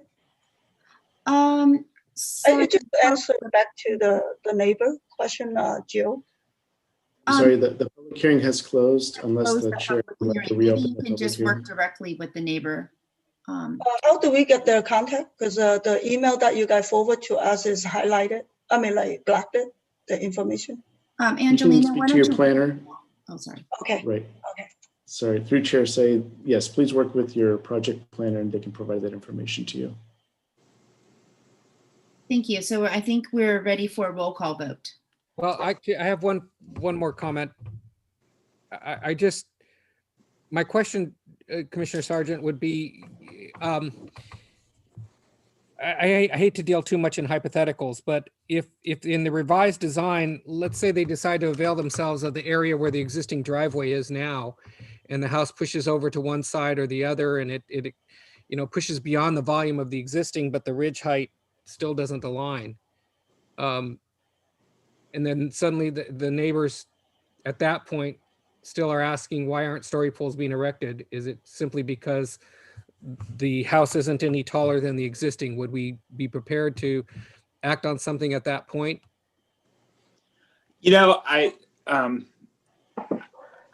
I'm open to any ideas anybody has on this one. I didn't want to require story poles no matter what they did, because I think that okay. frankly, if you think it would be better to modify the motion, I'm fine doing that. But I would. No, I take to heart what you're saying in terms of not necessarily requiring it per se.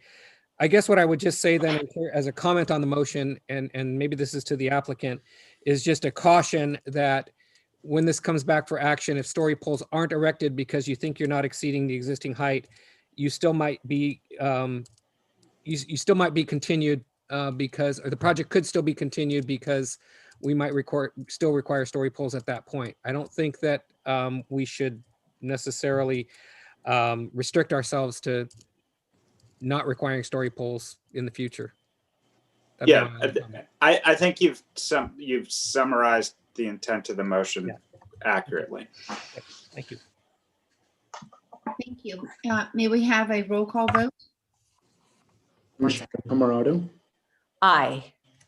Commissioner Gall, Aye. Commissioner Loftus, Aye. Commissioner Sargent, Aye. Commissioner Schmidt, Aye. Commissioner Torrones, Aye. Chair say. Aye. So the motion passes 7-0-0-0. This action is not appealable. Moving on to agenda item 9B, 108 Channing. Were any commissioners not able to visit the project site, or do any commissioners wish to note any ex parte communications regarding this project? Seeing none, let the record note that all commissioners present have visited the project site. May we have a staff report, please? Sure, this is an application for design review for a new 2-story single-family dwelling and detached garage. The applicant is proposing to demolish the existing 1-story single-family dwelling and detached garage and build a new 2-story house with a detached garage. The total proposed floor area would be 3,319 square feet, where 3,340 square feet is the maximum allowed. There are no other exceptions being requested. This concludes the summary of this application. If you have any questions for staff, I'd be happy to take those now. Thank you. Are there any questions for staff? Seeing none, will the applicant please step forward, state your name, and add anything that you would like regarding your project?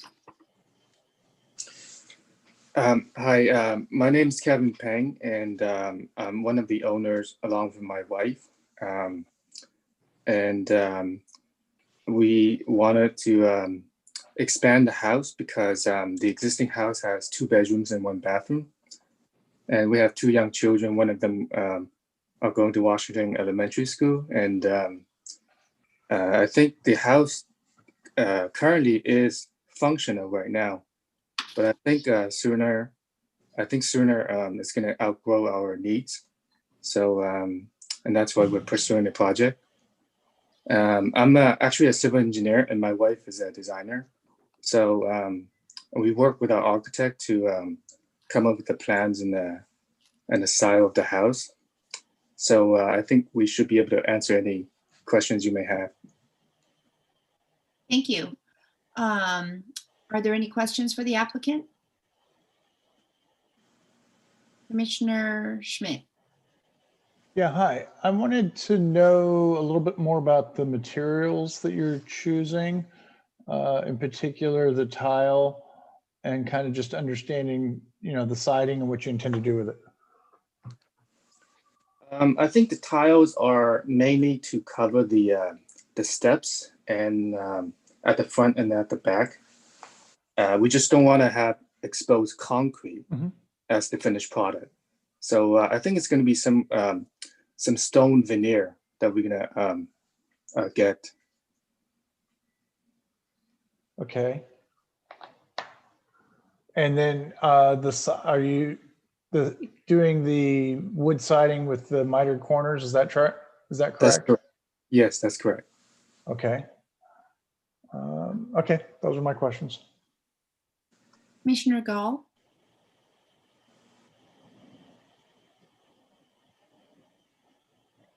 Commissioner Gall. Yeah, sorry, just looking for the right button.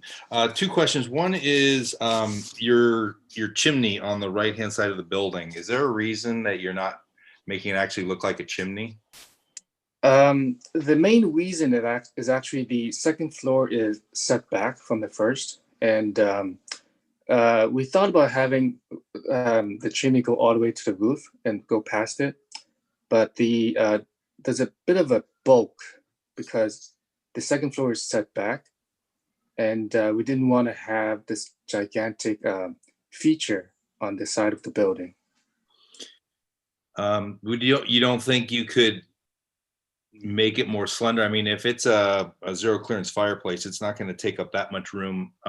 It's just that, in my humble opinion, I think it looks like a water heater shed on the side of your house as opposed to a chimney. And a chimney is a nice architectural feature. And being that it's a direct vent fireplace, it doesn't have to go all the way to the second floor roof. It could just pierce that first floor roof.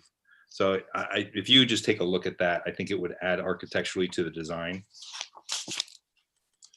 The other reason was the window at the second floor. It kind of, the flue, if you will, going past the first floor will be too close to that window.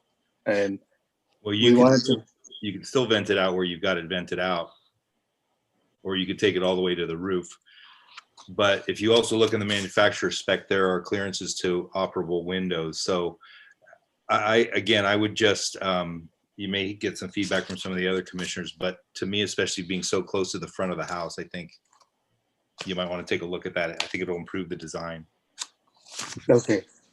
My other question has to do with if you look on your existing site plan, you've got in the neighbor's yard, you've got an existing 22-inch redwood tree to remain. Obviously, that's going to remain because it's the neighbors. Have you spoken with the neighbors? That tree hangs over the property line quite a bit and would actually, if I'm not mistaken, be up against your house. So you're going to have to do some pruning there, as well as I'm wondering about what kind of damage a new foundation is going to do to that tree that's there, because you're going to only be 4 feet off the property line, I think.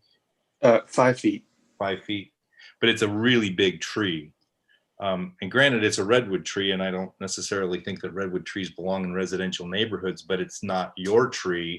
So I would encourage you to work with the neighbor on what you're going to be doing to that tree, because that may impact them. Sure, yes. And that's all I have. Thanks. Commissioner Sargent. Yeah, you've shown removing a couple of large trees in the back of the property. Have you applied for a tree removal permit for that? I think we worked with the arborist, and he told us that those 2 trees are palm trees, and so those were not protected trees, and we did not need some special permits for those to remove those. Because they're okay. So because they're just marked as a 38-inch tree and a 36-inch tree. Those are both palm trees. Correct. Yes. Okay. All right. Thank you very much. All right. Do we have, Commissioner Taronis? Yeah, thank you. Just a couple of questions. The front porch columns am I correct in assuming that those are wood columns or what's the thought? Those will be fiberglass. Okay. Okay. I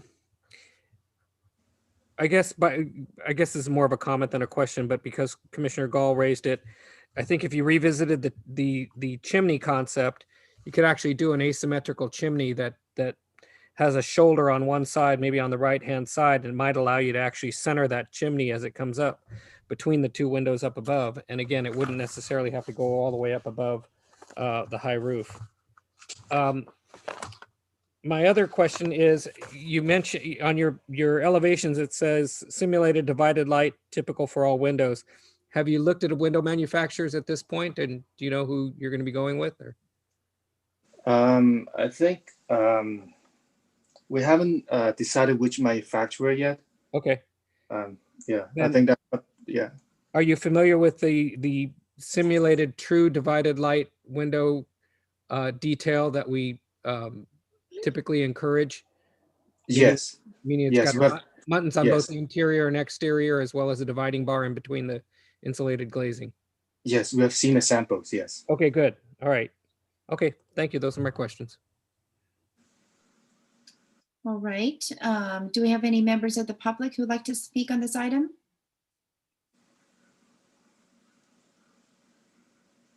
Do you have any emails? Received any chats?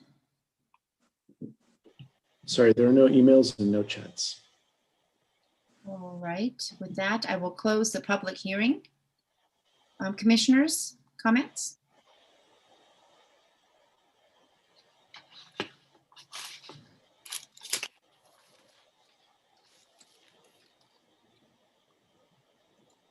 Commissioner Schmidt.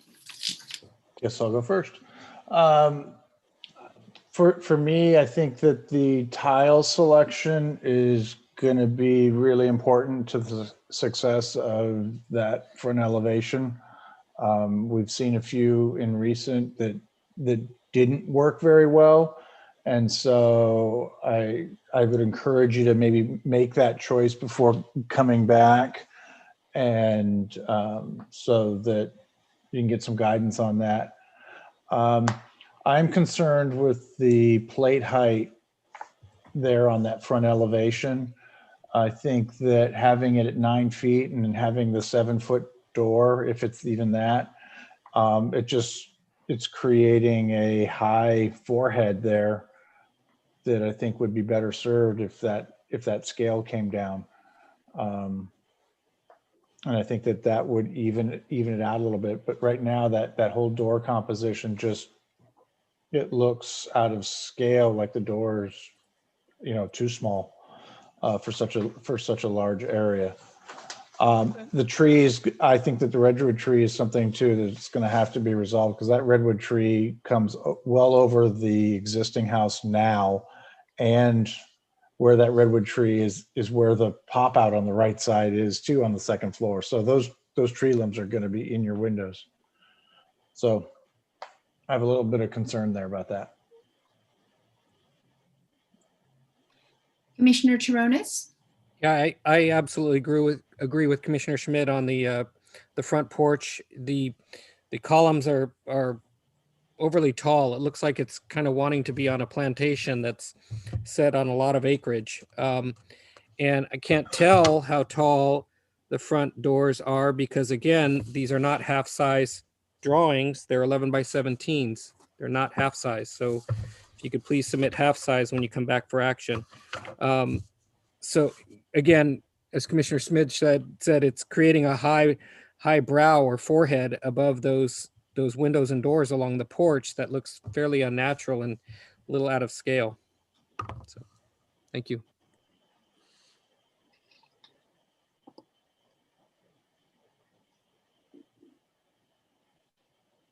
Commissioner Gall? Yeah, I would agree with the comments from my fellow commissioners, and I'd also like to see that fireplace or chimney addressed a little bit more creatively or architecturally to make it a little bit more of a cohesive design.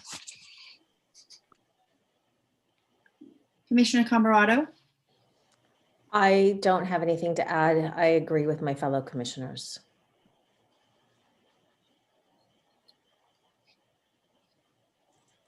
Commissioner Loftus? I think all the comments are spot on. I would move that we bring this back on regular action. I'll second that. All right, we have a motion by Commissioner Loftus, seconded by Commissioner Camerado. Any discussion on the motion? And we have a roll call vote, please. Commissioner Camerado. Aye. Commissioner Gall. Aye. Commissioner Loftus. Aye. Commissioner Sargent. Aye. Commissioner Schmidt. Aye. Commissioner Taranis. Aye. Chair Say. Aye. Motion passes 7-0-0-0. This action is not appealable. Moving on now to agenda item 9C, 619 to 625 California Drive. Were any commissioners not able to visit the project site, or do any commissioners want to note any ex parte communications regarding this project? Seeing none, let the record note that all commissioners present have visited the site. Can we have a staff report, please? Sure. This is an application for an amendment to a previously approved live work development at 619 to 625 California Drive, Zone C2. In September of 2018, the Planning Commission approved an application for a commercial design review, conditional use permit for building height, condominium permit, and lot merger for construction of a new 4-story, 26-unit live work development with 2,100 square feet of retail commercial space on the ground floor. The owner now is proposing several changes to the previously approved project, and I'd like to just quickly summarize the changes.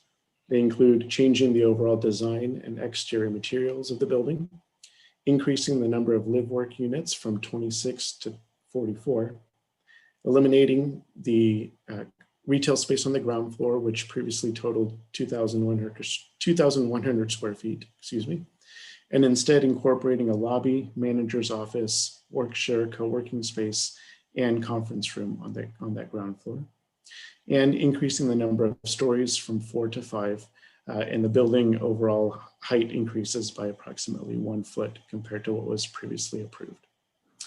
The planning staff would note that the Planning Commission recently approved a 25-unit live work development at 601 California Drive, and that's at the opposite corner of the block at the corner of California Drive and Floribunda Avenue, which was proposed by the same architect and developer. Your action this evening includes reviewing the proposed changes to the project, so there is no need for a motion at the end of your review. The project will come back for action at a future meeting. The architect has a presentation prepared, which will cover the revised project in more detail. But first, do you have any questions for staff? Commissioner Loftus. Yeah, Ruben, can you sort of walk us all through what the consequences of calling this live work are? I mean, how is that different than calling it, condos or apartments or? Right. Well, similar to the previously approved project at this site, as well as the recently approved project, definitely you can see characters of a residential condominium. They do have an area designated within each of the units for a work area. And I think the applicants can speak a little bit more to this, and that is that while the city doesn't have some specific requirements for live workspace, given the circumstances with COVID and folks working from home, I think they've designed a project here that lends itself more to folks that are working from home or running a business from their own home, as opposed to a more traditional live work project that we used to kind of hear about, which would be like a maker space. This is more geared, I think, for the high tech or professional that would be living in these units. Thank you. Commissioner Schmidt? Yes, Ruben, can you remind me, 601 California, does that project extend across all of the remaining properties in that block besides this one, or is there going to be one building remaining between them? There would be one building remaining between. Okay. Because you have the former gas station site, then the existing building, which is not part of these two projects, and then this project here. Perfect, thank you. Commissioner Sargent? Yeah, Ruben, were these changes to the already approved project, were they just driven by changes in desires of the applicant, or was there some change in the zoning code that allows them to do something now that they weren't able to do when they first applied? No, these changes would be based only upon the applicant's desire to make these changes. There were no changes to the zoning code in the meantime. Okay, thank you very much. All right, I'm going to open the public hearing. Would the applicant please step forward, state your name, and add whatever you would like about the project? Yes, excuse me. Good evening, Commissioners. My name is Ian Birchall. Can I confirm that you can hear me? Yes, we can hear you. Thank you. Thank you. I have a slide presentation here that is being controlled by the Commission. And so I'm going to just say, can we go to the next slide, and we'll just rock and roll through these as quickly as possible. And I'll be able to take questions afterwards. This is a simple data sheet, 44 units, 44 parking spaces. We're using mechanical parking system. You can study the details of the data at your leisure. Next slide, please.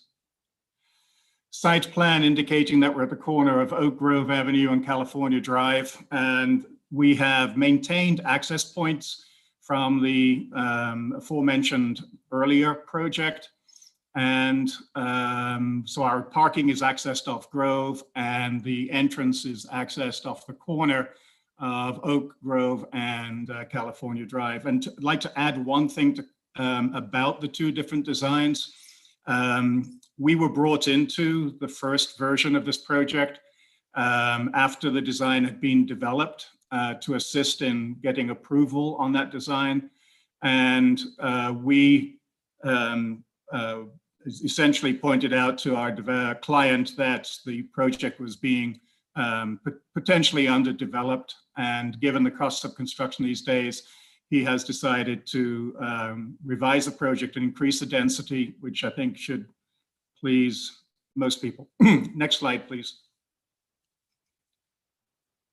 The ground floor showing the stack of parking. The entrance is, again, the trapezoidal space on the corner. We have tried to open up the entrance with an all glass enclosure, and that links through to the staircase. The entrance lobby and the stair required to be illuminated 24/7. So it becomes kind of like an entrance lantern at night. The purple areas are the works share spaces, the conference room, and there's a manager's office as well. Trash is brought down to the ground floor, and we have a trash service area off the sidewalk, so the trash cans are held outside the building, but also on the property. Parking, as I said before, is accessed from Oak Grove.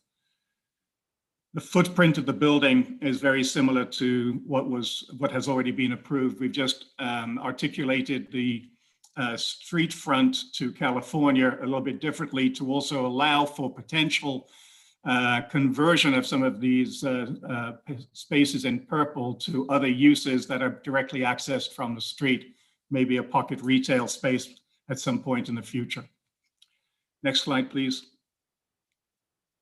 This is the second floor plan, and we can roll through this quickly. These are all one bedroom live workspaces. The bedroom itself is what we refer to as a nested bedroom.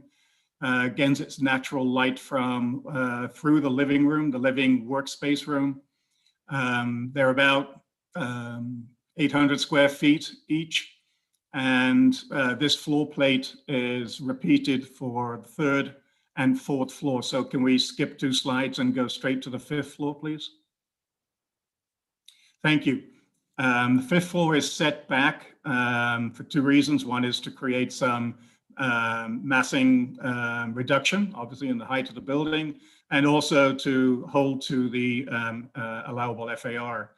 And we have patios accessed off the northeast facing units, the California Drive facing units, but we're not putting any patios, excuse me, on the opposite side of the building out of deference to the neighbors. We don't want to see any activity, rooftop activity out there. Next slide, please. Simple roof plan. Next slide. I'm going to push through the elevations quickly. The materials are very similar to what we are proposing for 601 California. It's a rain screen system of Parklex and aluminum panels and batten roofing used as a siding material. Can we go next slide, please? This is the street facing elevation. Next slide. Thank you. Section showing our butterfly roof, massing of the building. The ceiling height in the units is 9 feet within the residential units, and we have, I think it is 14 feet at the ground floor. As you can see from the section here, we're using shuffle pit stackers, which are essentially 8 cars in 9 spaces, or excuse me again, 5 cars in 6 spaces. You always have to have 1 space empty. Next slide, please. Longitudinal section. Next slide. Context photographs as we move into the renderings. Next slide. So this shows the materiality of the building. The upper left-hand corner is the rear elevation open to the rear yard. And then the corner elevation on the bottom left shows the entrance. We have these rendered a little bit more heavily in later slides, so let's move on to the next slide.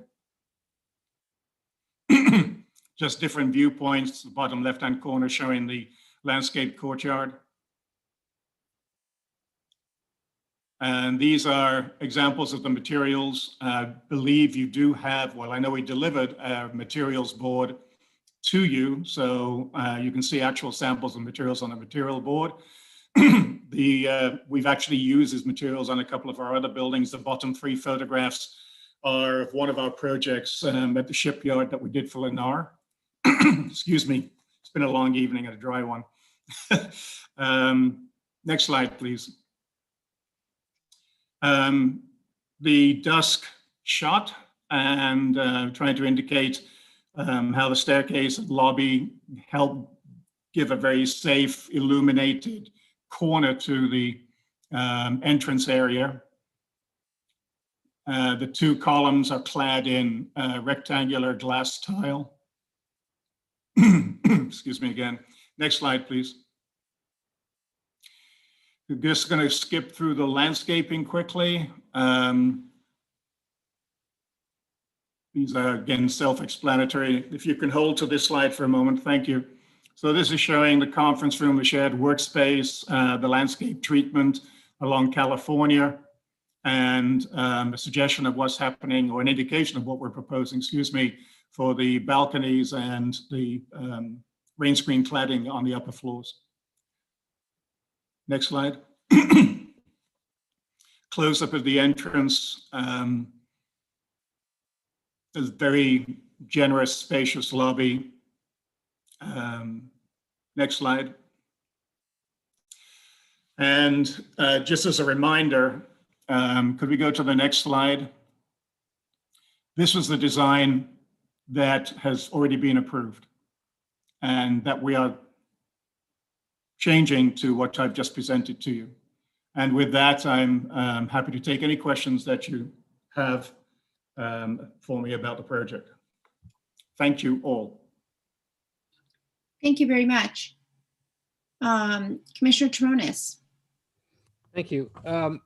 Ian, a couple of questions, just generally on the program. So you're changing from 26 units to 44 units, correct? 26 Correct. previous. Can you tell me what the unit mix was before versus what it is now? I can't tell you exactly, so let me be direct about that. So I'm going to answer the implied question. We've reduced all units to 1-bedroom units and increased the number of units by more, shall we say, efficient planning, and still provided generous living, dining, work areas. Okay, so all 44 units are 1-bedroom units. There are 2 on the top floor that have a den associated with the live-work area, so that itself can become kind of like a private office. It's not a bedroom. We haven't put a closet in it. It's a den. So there are larger units on the top floor. Okay, so safe to say that, you know, within a very similar volume, the change is mainly because the number of bedrooms have been reduced, but you're increasing the number of units. In addition, looking at the building section, the building height, is it correct summation to say that you've changed the floor-to-floor heights to make them a little bit more rational and reasonable, and that's why you've been able to fit the additional floor in, correct? In other words, the first floor, from what I recall or looked at before, was over 16 feet, and now you have it down around 13 feet because it's more communal spaces as opposed to hard retail, right? Well, yes, also, excuse me again, by reducing the size of the units, we feel it's possible to reduce the ceiling height down to 9 feet so that everything is in a better scaled proportion. Yeah. In looking at some of the upper floors before, you had 11'8", or they had 11'8" and 12 feet, and now you have 9-foot ceilings. So, okay, so that's what's, you know, sort of brought the volume, kept the volume only a 1 foot taller than it was before overall, but increased the units by some 18 units, right? That's correct. Okay, and last question, since you're the same architect and it's the same owner, along the lines of what Commissioner Schmid was asking earlier, I had the same kind of question. Would it be possible when this comes back for action for you to do a montage that just shows that block now so that we can sort of see the 2 projects together? I know that there'll be a sort of gap in between, but could you do that for us so that we can see that when it comes back? Absolutely. It's a very good suggestion. You have to do that. All right. Thank you. Commissioner Gall? Yeah. So Ian, I think I know the answer, but I'm going to ask the question anyways. What was, you know, the first time around we had long discussions about that first floor, and it seemed like everyone agreed that we should have some retail to tie the downtown sort of with those slew of smaller shops further up California Drive. Could you tell me why you're getting rid of the retail? Economics, and we just don't want to have empty uses on the first floor. They're likely to stay there forever. My client has done pretty extensive research for his other project that we were the architect for, and has not received any interest at all from any possible tenant. I mean, at one point in time, we had this whole ground floor north of that corridor on that drawing as a potential, well, as a retail space, and just very unhappy with the idea that it's going to sit there empty. So we decided to design something that could be adapted in the future to create a small pocket retail that might be attractive to a tenant as the street begins to provide need for that kind of retail. And of course, you know, we're talking about adding 2 buildings here. They're going to give us close to 70 units could be anywhere between 100 to 140 people living on this block, and they may generate some need for that kind of retail use. That's a rather wordy question, but answer, excuse me, not a wordy question, a wordy answer. I apologize. Well, I expect that from most architects sitting on this commission. I've gotten used to it, but okay, so, I'll take it as a compliment. Well, so yeah, I'm struggling a little bit with, you know, how we're learning to apply these ideas of live work, you know, to these sites that are being developed. So help me with understanding how the work share co-working space is going to work for 44 people. I mean, I'm looking at the manager's office being about half the size, and if people are really going to use that, and if so, how? I mean, is one big space better than partitioned off spaces, or how do you see that being used? Well, have you visited any work share spaces recently? Well, not for this type of work. The only ones I've done are metal shops and that type of thing. You know, artists. Fair enough. I mean, we don't expect everybody to be using this work share space. We think that there may be somebody who prefers to have let's say, a small work area in their live work unit, and then wants to have an area down here where they can bring people off the street, have a meeting, discuss an area, and they would basically rent it out on a workstation basis or on a per square foot basis. The conference area is there to give the kind of meeting space that they can't provide inside their units. So this is really much more about supporting their work use in their unit and providing space that they can't find or provide or don't want to provide within their workspace, within their live work unit. Okay, so that work share area, you would reserve it. You'd have to call ahead to reserve it or rent it or something, or is that just open for all the tenants to use? Well, I'm not capable of answering all of these questions because I think this is more about how the project sponsor will work something out here. That's part of the reason why we have a manager's office, and how it eventually gets rented. I think there'll be some examples already on the market by the time we build a project, and they'll provide some examples and some opportunities. Okay. All right, thank you. You're welcome. Commissioner Loftus? Commissioner Loftus? Yeah, sorry, I had to find the button too. One of the long involved discussions that we had on this project some time back had to do with parking and traffic at this really, congested intersection. And I'm wondering, has any additional work been done to understand what 10 additional car parking spaces will do to this intersection? Not to my knowledge, Commissioner. I think that'll be part of a review of the environmental and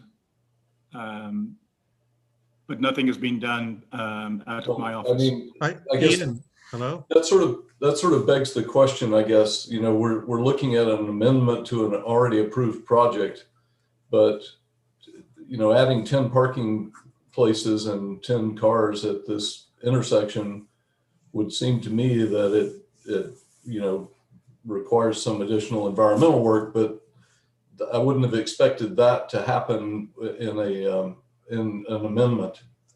So I'm a little bit confused by what's going on, frankly. Maybe I should have asked planning staff for that question. As I noodled through it, though, this is where it comes up. Sure.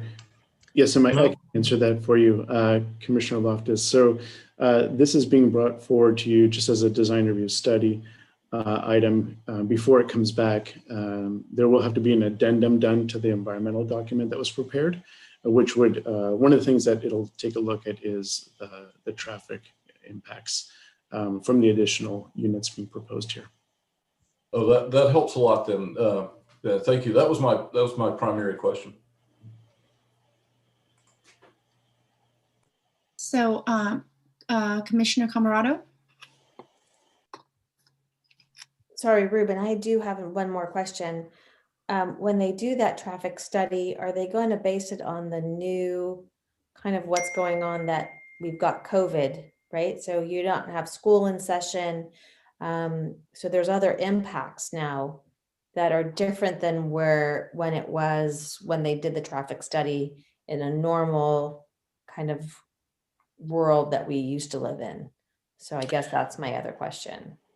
Correct. Yeah, I don't know the exact details, but the traffic engineers are now applying a certain factor to accommodate for that change in traffic patterns. So they are aware of that, and that'll be factored into the review. Okay, thanks. So Ian?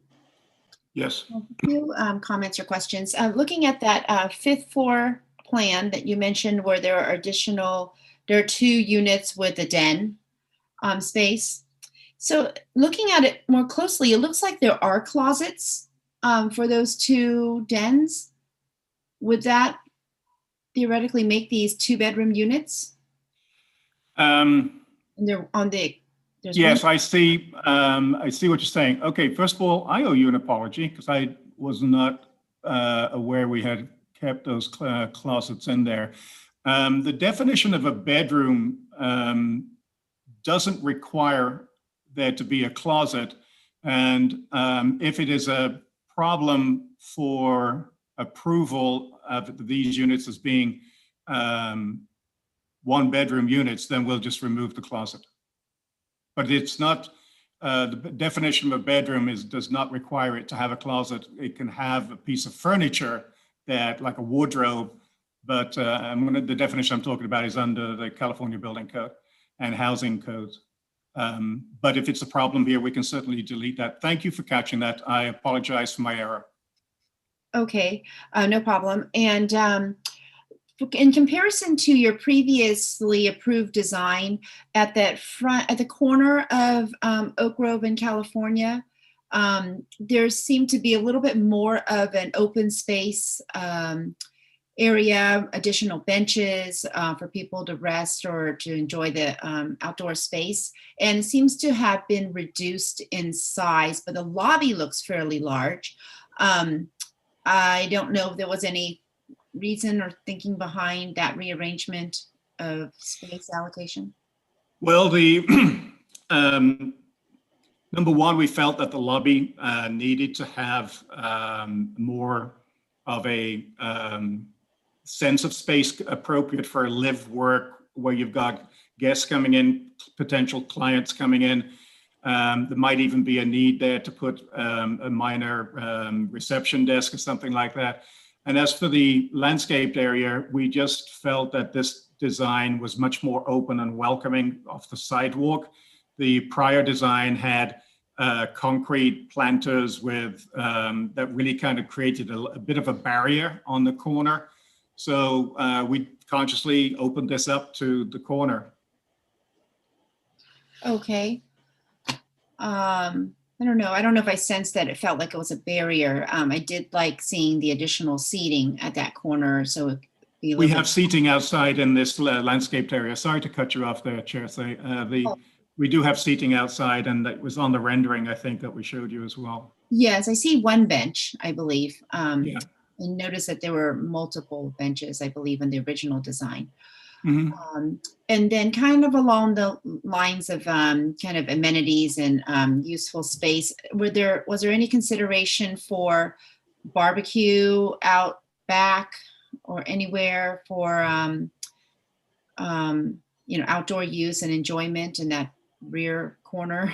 Yes, there has been talk about that. That's under development, to be quite honest with you. We have not focused a heck of a lot of time on that. We did have a barbecue in the prior design, and there's just issues about having barbecues in buildings. If they're not managed with an on-site manager, then the use of the barbecue can become kind of like really messy, shall I just say. So sometimes on our rental properties where there's an on-site manager, it's a lot easier to put a barbecue into the landscape or into a courtyard. As I said, this is under development there, the landscaping, so we'll certainly give some more thought to that. Okay. As a couple other items along that line of thought is a workout gym, some type of space for the. That's in the other building. Oh, so they'll go next door.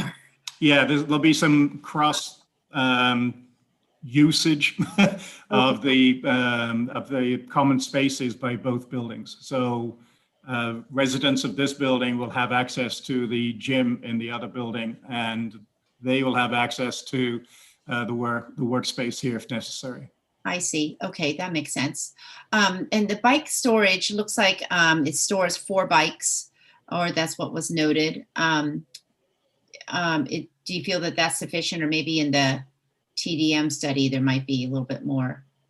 Yes, that's something that we can work on if it's necessary. The city doesn't have quite the same stringent standards that San Francisco does. So yes, we can provide more if it's mandated or recommended. Okay, thank you. Lastly, I noticed on your materials board that there was a small glass tile, Yes. and wasn't sure where that's being applied.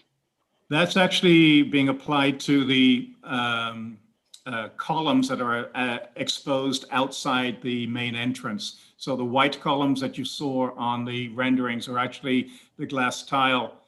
We felt that there's a need to get some delight from the column where you could see fractions of light reflecting and refracting from the glass, and it would give the column a much lighter feel. So that was the reasoning behind that choice. Okay, got it. Thank you. I did notice that the columns were reflective in your rendering, so. That's the glass, yeah. Great. Thank you. Commissioner Gall? Yeah, I just had one more question quickly. I know that on the last building, we did talk at length about delivery and drop off, and with the increased number of units and people actually working and living here, I'm just wondering, is there what would be the plan for dropping off? I mean, I get Amazon packages almost daily at my house, and they're not for me. I mean, I'm just seeing this, that we got a bus stop there and a red zone. And I mean, is there any thought to that? I guess that will become part of the development of the design and the transportation study as we go forward. We figured that the side street would be the drop off because we have a large-ish curb cut there for pick up and drop off if necessary, but that's not something I've got any ready answer for you right now. Okay, so I don't see anything on the Oak Grove side. No, we have not selected an area or looked at that. That's something that we need to get to. Okay. All right. Thank you. You're welcome. For some reason, I'm not on video. I don't understand why. I should be, but I'm not. Okay. Yeah. All right. Well, thank you. We can hear you. So do we have any members of the public who would like to speak on this item?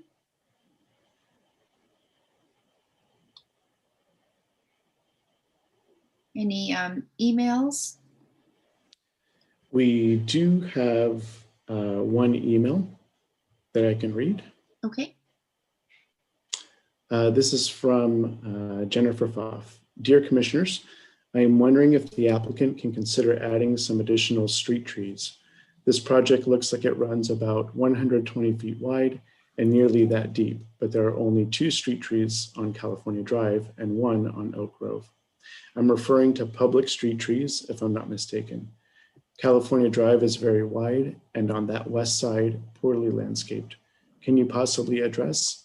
Thank you for your consideration. Sincerely, Jennifer Pfaff. And I see no other chats and no other emails. Great, thank you. With that, I will close the public hearing.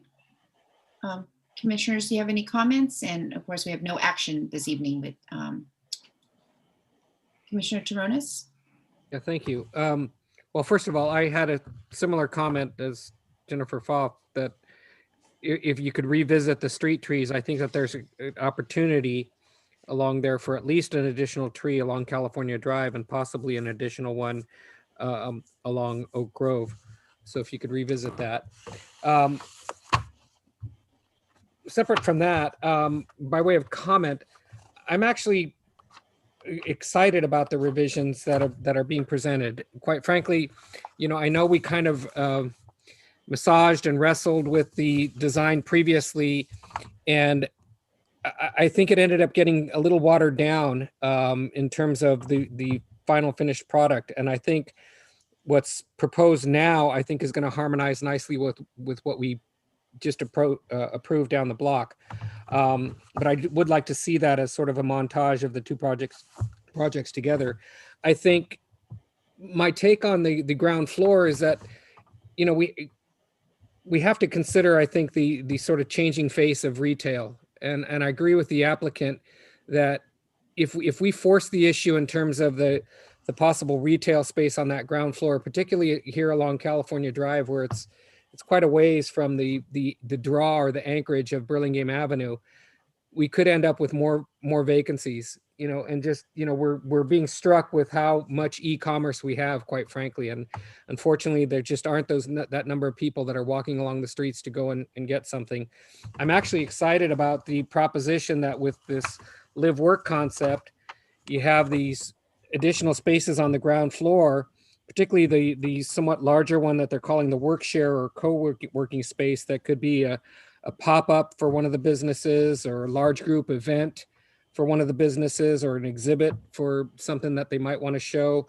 The conference space could act for meetings for client groups to meet with somebody who's running a business out of their live work unit above. So I think that that's going to actually work to enliven the street just as much as any retail would, quite frankly. And you have the additional advantage of ownership, you know, from the people that are using those spaces. So all in all, I'm sort of excited about the idea of getting these additional living units with only an additional 1 foot of overall height, and generally the same mass and bulk as the project that we had before, and architecture that harmonizes a little bit better with what we've approved down the block. So I'd like to see the project move into the environmental study and see how this unfolds as it comes back for action. Commissioner Loftus? I agree with Commissioner Toronis. I'm also excited. I think the architecture is an improvement. I'm a little bit concerned to look at the environmental issues, particularly the traffic. And I'm also really looking forward to looking at a composite drawing. I worry a little bit about too much of a good thing, right? Harmonizing is one thing and just too much of a good thing is another. So I think that'll be a very telling thing. But even if it turns out that there's too much harmonization, one could tweak the materials and make this still work, I think. So I'm very excited. I think this is an improvement on the previous project. Commissioner Sargent. Yeah, I like the changes. I'm concerned though about the traffic impact. That's something we looked at quite closely at the initial or the first time we looked at this, and got quite a bit of feedback from the neighborhood about it. So I think a revised traffic study will be really helpful. And I think as well, it'll be interesting to see a shadow study in the environmental impact report, how that additional floor is going to impact that 3-story apartment building or condo building right behind it behind the project on Oak Grove. Commissioner Schmidt. Yeah, I like this project too. And echoing Commissioner Toronis's comment about the retail, I think we are seeing a change in retail, and having retail down there it would actually be dead. You know, because that's what I do for a living. And there's only so many places you can put a coffee shop and still make money at it. So I think using it this way and encouraging this to be more work live, because I think that the 1 bedrooms encourage that. It's not a family place, it's a workplace. And I think that then having these amenities is a good thing. So I like the direction of the project. I'm concerned about the traffic as well, but I would encourage maybe us to look at Adeline and El Camino as well, because there's an apartment building right on the corner, has an entrance and an exit right on the corner. And it's the main thoroughfare to a number of schools. So equally a lot of traffic there, but yet we make it work. I live up the street and go through that intersection all the time.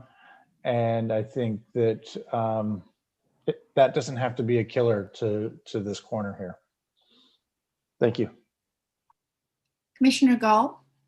Yeah, I'm struggling with this a little bit more than the rest of my fellow commissioners. I think it seems to me, and we talked about this a little bit on the other project down the block, what's the definition of a live workspace? And to me, these units look like they're more about living than about working. The workspace has been reduced and being done so by increasing a common area where more people can work. But if you're talking about 44 businesses, I don't know that is that enough space down there with the conference room and the common work area? I mean, I think that maybe some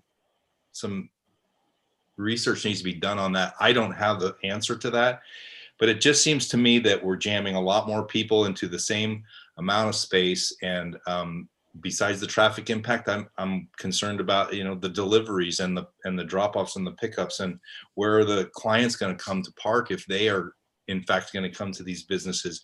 It just seems like we're really impacting this area, and I'm not sure if it's being impacted in a good way. So I almost guess I would ask the applicant if they'd be interested in making more of the common area, if that in fact works, or if they can come up with an argument that this would be enough.